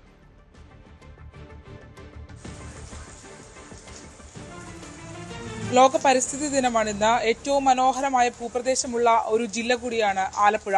പക്ഷേ ആലപ്പുഴയിൽ നിന്ന് ദൗർഭാഗ്യകരമെന്ന് പറയട്ടെ, ശുചിത്വത്തിന് രാജ്യത്ത് അല്ലെങ്കിൽ രാജ്യത്തിന് പുറത്തു നിന്നും, അതായത് ഇന്റർനാഷണൽ തലത്തിൽ അടക്കം ശുചിത്വത്തിന് അംഗീകാരം നേടിയ ആലപ്പുഴ ജില്ലയിൽ നിന്നാണ് ഏറ്റവും ദുഃഖകരമായ വാർത്തകൾ കഴിഞ്ഞ 2 ദിവസങ്ങളിലായി നമ്മൾ പുറത്തുവിട്ടുകൊണ്ടിരിക്കുന്നത്. അതിൽ ഏറ്റവും പ്രധാനപ്പെട്ട ഒരു ഘടകം, അതായത് പരിസ്ഥിതി നാശത്തിനൊപ്പം തന്നെ അവിടെ എത്തിയ ജനങ്ങളെ ഉൾപ്പെടെ വഞ്ചിക്കുന്ന രീതിയിൽ ആലപ്പുഴയിൽ നടത്തിയ കാർണിവൽ, ആലപ്പുഴ ബീച്ചിൽ കഴിഞ്ഞ 2 മാസക്കാലമായി നടന്ന കാർണിവലുമായി ബന്ധപ്പെട്ട് ഉണ്ടായിട്ടുള്ളതാണ്. അതിൽ ഇപ്പോൾ കഴിഞ്ഞ ദിവസങ്ങളിൽ നമ്മൾ സൂചിപ്പിച്ചതുപോലെ തന്നെ അനധികൃതമായ കെട്ടിട നിർമ്മാണം അവിടെ നിർമ്മാണ പ്രവർത്തനങ്ങൾ നടന്നിരുന്നു. പാരിസ്ഥിതികാഘാതം ഉണ്ടാക്കുന്ന രീതിയിൽ അവിടെ കുഴിക്കക്കൂസുകൾ ഒരുക്കി ആണ് അവിടെ ഇത്തരത്തിലുള്ള ഷോയുമായി മുന്നോട്ട് പോയത്. അതിനടുത്ത് തന്നെ, അതായത് വണ്ടർഫോൾസ് എന്ന കൃത്രിമ വെള്ളച്ചാട്ടം ഒരുക്കിയായിരുന്നു ജനങ്ങളെ, ആയിരക്കണക്കിന് ജനങ്ങളെ ആകർഷിച്ച ഒരു ദിവസം 190 രൂപ ടിക്കറ്റ് നിരക്കിൽ, ഒരാൾക്ക് 190 രൂപ ടിക്കറ്റ് നിരക്കിൽ ആയിരങ്ങൾ വന്നു പോയ ഇടത്താണ് ഇത്തരത്തിലുള്ള ഒരു ഞെട്ടിക്കുന്ന വിവരം കൂടി നമുക്ക് ലഭ്യമായിട്ടുള്ളത്.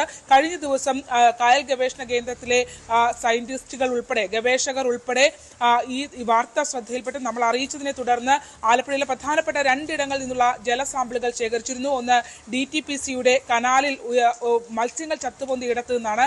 അവിടെ pH മൂല്യം വളരെ കൂടുതലാണെന്നും ഒപ്പം ജൈവ മാലിന്യങ്ങളാണ് ഇത്തരത്തിൽ മത്സ്യങ്ങളെ ചത്തുപൊന്തുന്നതും അവിടെ കൃത്യമായി കൃത്യമായ ഒരു രീതിയിൽ അവിടെ ശുചീകരണം ആവശ്യമുണ്ട് എന്നും വ്യക്തമാക്കുന്നു. കുട്ടികൾ വന്നൊരു പാർക്കിലാണ്. ഇത് തൊട്ടടുത്തായിരുന്നു വലിയ അപകടകരമായ രീതിയിൽ വണ്ടർഫോൾസ് എന്ന ഒരു കൃത്രിമ വെള്ളച്ചാട്ടം ഒരുക്കിയ ഇടത്ത് അവിടെ തീർത്തും അശാസ്ത്രീയമായ രീതിയിലാണ് പല നിർമ്മാണ പ്രവർത്തനങ്ങളും ഉണ്ടായിരുന്നത്. നിയമവിരുദ്ധമായിരുന്നു. ഹൈറ്റൈഡ് ലൈൻ, അതായത് CRZ1 സോണിൽ വരുന്ന ഇടത്ത് കടലിനോട് മീറ്ററുകൾ മാത്രം അകലെയാണ് നിർമ്മാണം എന്നുള്ളതായിരുന്നു. അവിടെ നിന്നും ഈ വണ്ടർഫോൾസ് എന്ന ആ ഒരു കൃത്രിമ വെള്ളച്ചാട്ടത്തിനായി ശേഖരിച്ച വെള്ളത്തിന്റെ ഭൂഗർഭജലത്തിന്റെ സാമ്പിളുകൾ കായൽ ഗവേഷണ കേന്ദ്രത്തിലെ ഡോക്ടർ പത്മകുമാർ, ഒപ്പം തന്നെ അഗ്രികൾച്ചർ ഡെപ്യൂട്ടി ഡയറക്ടറായ ഡോക്ടർ ക്യൂനോ എന്നിവരടക്കമുള്ള മറ്റ് ഗവേഷകർ ഉൾപ്പെടെ വന്ന് അവിടുത്തെ വെള്ളത്തിന്റെ സാമ്പിളുകൾ ശേഖരിച്ചിരുന്നു. അവർ അന്ന് തന്നെ സ്ഥിരീകരിച്ചിരുന്നു ഇവിടെ നിർമ്മിച്ചിരുന്നത് കുഴിക്കക്കൂസുകളാണ്. അതായത് സെപ്റ്റിക് ടാങ്ക് എന്ന് പോലും പറയാൻ കഴിയില്ല. മണ്ണിലേക്ക് നേരിട്ട് മനുഷ്യ വിസർജ്യം ഒഴുക്കിവിടുന്ന രീതിയിലുള്ള കുഴിക്കക്കൂസുകളാണെന്ന് അവർ പറഞ്ഞിരുന്നു. ഇപ്പോൾ അതിന്റെ മറ്റൊരു തലമാണ് നമ്മൾ പുറത്തുവിടുന്നത്. അതായത് ആ വെള്ളത്തിൽ കോളിഫോം ബാക്ടീരിയയുടെ അളവ് ഞെട്ടിക്കുന്നതാണ് എന്നുള്ളതാണ്. അതായത് 100 മില്ലിലിറ്റർ ജലത്തിൽ ഏകദേശം 10 അപകടകരമാണ്. എന്നാൽ പോലും അത് വലിയ രീതിയിൽ പ്രശ്നമില്ല. പക്ഷെ ഇവിടെ 1000 കോളിഫോം ബാക്ടീരിയകളെ കണ്ടെത്താൻ കഴിഞ്ഞിട്ടുണ്ട് എന്ന് പറയുമ്പോൾ ആ വെള്ളം മനുഷ്യ വിസർജ്യത്താൽ മലിനപ്പെട്ട ജലമായിരുന്നു എന്നുള്ളതാണ് ന്യൂസ് 18 പുറത്തുവിടുന്ന ഏറ്റവും പ്രധാനപ്പെട്ട വിവരം.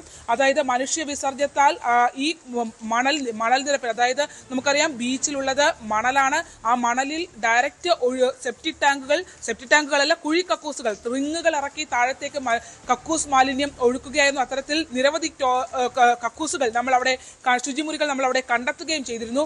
ആ ഇടത്ത് തൊട്ട് മീറ്ററുകൾ മാത്രം വ്യത്യാസത്തിലാണ് ഈ വണ്ടർഫോൾസിൽ ഉപയോഗിച്ചിരുന്ന കുഴൽക്കിണർ. അതായത് അവിടെ വെള്ളം ലിറ്റർ കണക്കിന് വെള്ളമാണ് ഈ വലിയ കൃത്രിമ വെള്ളച്ചാട്ടത്തിനായി ഉപയോഗിച്ചിരുന്നത്. നിരവധി ആളുകൾ, കുഞ്ഞുങ്ങൾ ഉൾപ്പെടെ നിരവധി ആളുകൾ വന്ന് കുളിച്ചു പോയൊരിടത്ത് ഉപയോഗിച്ച വെള്ളത്തിന്റെ ഗുണനിലവാരമാണ് നമ്മൾ പുറത്തുവിടുന്നത്. അതായത് കോളിഫോം ബാക്ടീരിയ ആ സാമ്പിളുകൾ അവിടെ ഇപ്പോൾ ഈ വണ്ടർഫോൾസ് വെള്ളച്ചാട്ടത്തിന് ശേഷം അതിന്റെ ടാങ്കുകളിൽ സൂക്ഷിച്ചിരുന്ന അവിടുത്തെ ഭൂഗർഭ ജലത്തിന്റെ പരിശോധനയിലാണ്, ഇപ്പോൾ മൂടി സൂക്ഷിച്ചിരുന്ന വെള്ളത്തിന്റെ പരിശോധനയിലാണ് ഇപ്പോൾ ഇത്തരത്തിൽ കോളിഫോം ബാക്ടീരിയകളുടെ 3 ഇടത്തു നിന്നാണ് സാമ്പിൾ എടുത്തത്.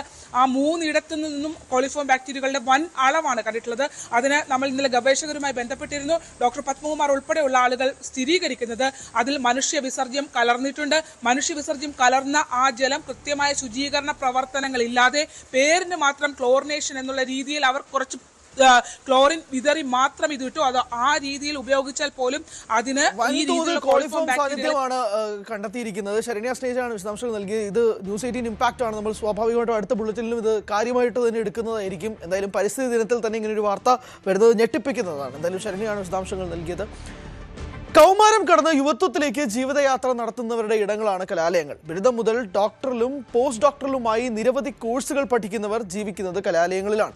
ഒരു തരത്തിൽ പറഞ്ഞാൽ 3 മുതൽ 8 10 വർഷം വരെ ജീവിതത്തിൻ്റെ ഏറ്റവും നിർണായകമായ സമയമാണ് ഇവരിവിടെ ചെലവഴിക്കുന്നത്. അത്തരത്തിൽ കേരളത്തിലെ തന്നെ പ്രധാനപ്പെട്ട കലാശാലകളിൽ ഒന്നാണ് കേരള സർവകലാശാലയുടെ കാര്യവട്ടം ക്യാമ്പസ്.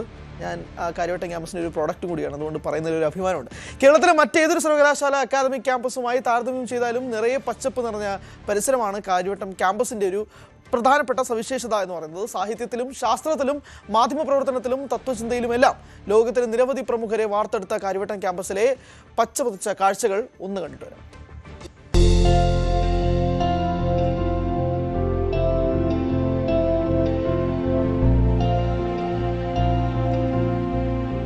ഒരു തൈ നടുമ്പോൾ ഒരു തണൽ നടുന്നു, നടുനിവർക്കാനൊരു കുളിർനിഴൽ നടുന്നു. ONV കുറിപ്പിന്റെ ഈ അമരവരികൾ ഓർമ്മപ്പെടുത്തുന്നതാണ് കേരള യൂണിവേഴ്സിറ്റിയുടെ കാര്യവട്ടം ക്യാമ്പസ്. ഒട്ടനവധി മരങ്ങളാണ് ഈ ക്യാമ്പസിലുടനീളം തണൽ വിരിച്ചു നിൽക്കുന്നത്. വെറുമൊരു ക്യാമ്പസ് എന്നതിലുപരി ഒരു കൊച്ചുവനം തന്നെയാണ് ഇവിടെയുള്ളതെന്ന് പറഞ്ഞാലും തെറ്റില്ല. പരീക്ഷാ ചൂടിലും പഠനത്തിരക്കിലുമൊക്കെ ഓടി നടക്കുന്ന വിദ്യാർത്ഥികൾക്കും റിസർച്ചേഴ്സിനും വലിയൊരു ആശ്വാസമാണ് ക്യാമ്പസിന്റെ അന്തരീക്ഷം. ഈ ക്യാമ്പസിൽ കുട്ടികൾക്ക് വന്നിരിക്കാൻ ഒരു പ്രത്യേക സ്ഥലം തന്നെയുണ്ട്, ചോല. പേര് പോലെ തന്നെ നല്ല തണുപ്പുള്ള, മനസ്സിന് സമാധാനം തരുന്ന ഒരിടം. ക്ലാസ് ഇല്ലാത്ത സമയങ്ങളിൽ കുട്ടികൾ കൂട്ടം കൂടിയിരിക്കുന്നതും പാട്ടുപാടുന്നതും ചർച്ചകൾ നടത്തുന്നതുമൊക്കെ ഈ ചോലയിലാണ്. ഈ ക്യാമ്പസിന്റെ മറ്റൊരു പ്രത്യേകത എന്തെന്നാൽ ബോട്ടണി ഡിപ്പാർട്ട്മെന്റിന്റെ കീഴിൽ മനോഹരമായൊരു ബോട്ടാണിക്കൽ ഗാർഡനും ഒരുക്കിയിട്ടുണ്ട്.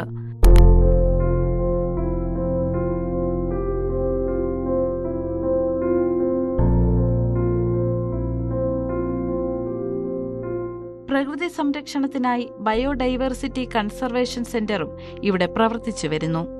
പഠനത്തിനൊപ്പം പ്രകൃതിയെ തൊട്ടറിയാൻ കൂടിയാണ് കുട്ടികൾ ഈ ഗാർഡൻ ഉപയോഗിക്കുന്നത്.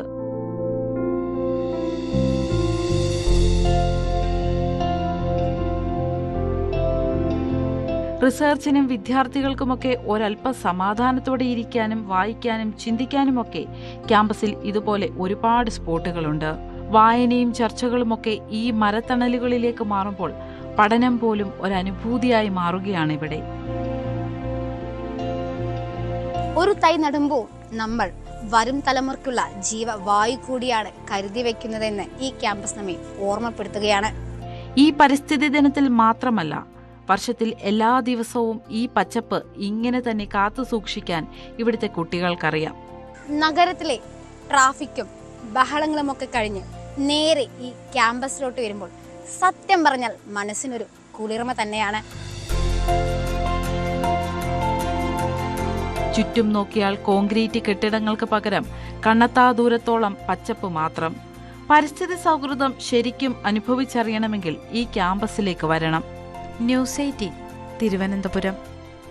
ഇത് മെയിൻ ബ്ലോക്കാണ്, നോർത്ത് ബ്ലോക്കിലാണ് ജേർണലിസം നിൽക്കുന്നത്. ഇടയ്ക്ക് ഗ്യാപ്പ് കിട്ടി ഉടനെ ചോലയിലേക്ക് പോകും. ചോല പ്രേക്ഷകർ കാണുകയും ചെയ്തു. അവിടെയൊക്കെ ഇരുന്ന് സംസാരിക്കാൻ നല്ല രസമാണ്. എന്തായാലും നമ്മൾ ക്രിക്കറ്റിംഗ് വാർത്തയിലേക്ക് പോകുമ്പോൾ ശ്രേയസ് അയ്യർ ഇന്ത്യൻ T20 ക്യാപ്റ്റനാണ്. സൂര്യകുമാർ യാദവിന് പകരക്കാരനായാണ് ശ്രേയസ് അയ്യർ എത്തുന്നത്. സൂര്യകുമാർ യാദവിന് തിരിച്ചടിയായത് സമീപകാലത്തെ മങ്ങിയ ഫോമാണ്. ഗംഭീറിന്റെ താല്പര്യത്തെക്കാൾ അജിത് അഗാർക്കറിന്റെ താല്പര്യം BCCI പരിഗണിക്കുകയായിരുന്നു. വൈഭവ് സൂര്യവംശിയെ ഇന്ത്യൻ ടീമിൽ എടുക്കാനും ധാരണയുണ്ട്. BCCI എപെക്സ് കൗൺസിലാണ് തീരുമാനമെടുത്തത്. അങ്ങനെ ഇന്ത്യൻ T20 സ്ക്വാഡിലേക്ക് പുതിയൊരു ക്യാപ്റ്റൻ എത്തുകയാണ്. സൂര്യകുമാർ യാദവിന് പകരമായി ശ്രേയസ് അയ്യർ ക്യാപ്റ്റൻസി സ്ഥാനത്തേക്ക് വരുന്നു. കഴിഞ്ഞ ദിവസം തന്നെ തിലക് വർമ്മയും സഞ്ജു സാംസന്റെ പേരൊക്കെ കേട്ടിരുന്നതാണ്. പക്ഷേ നറുക്ക് വീഴുന്നത് ശ്രേയസ് അയ്യർക്കാണ്.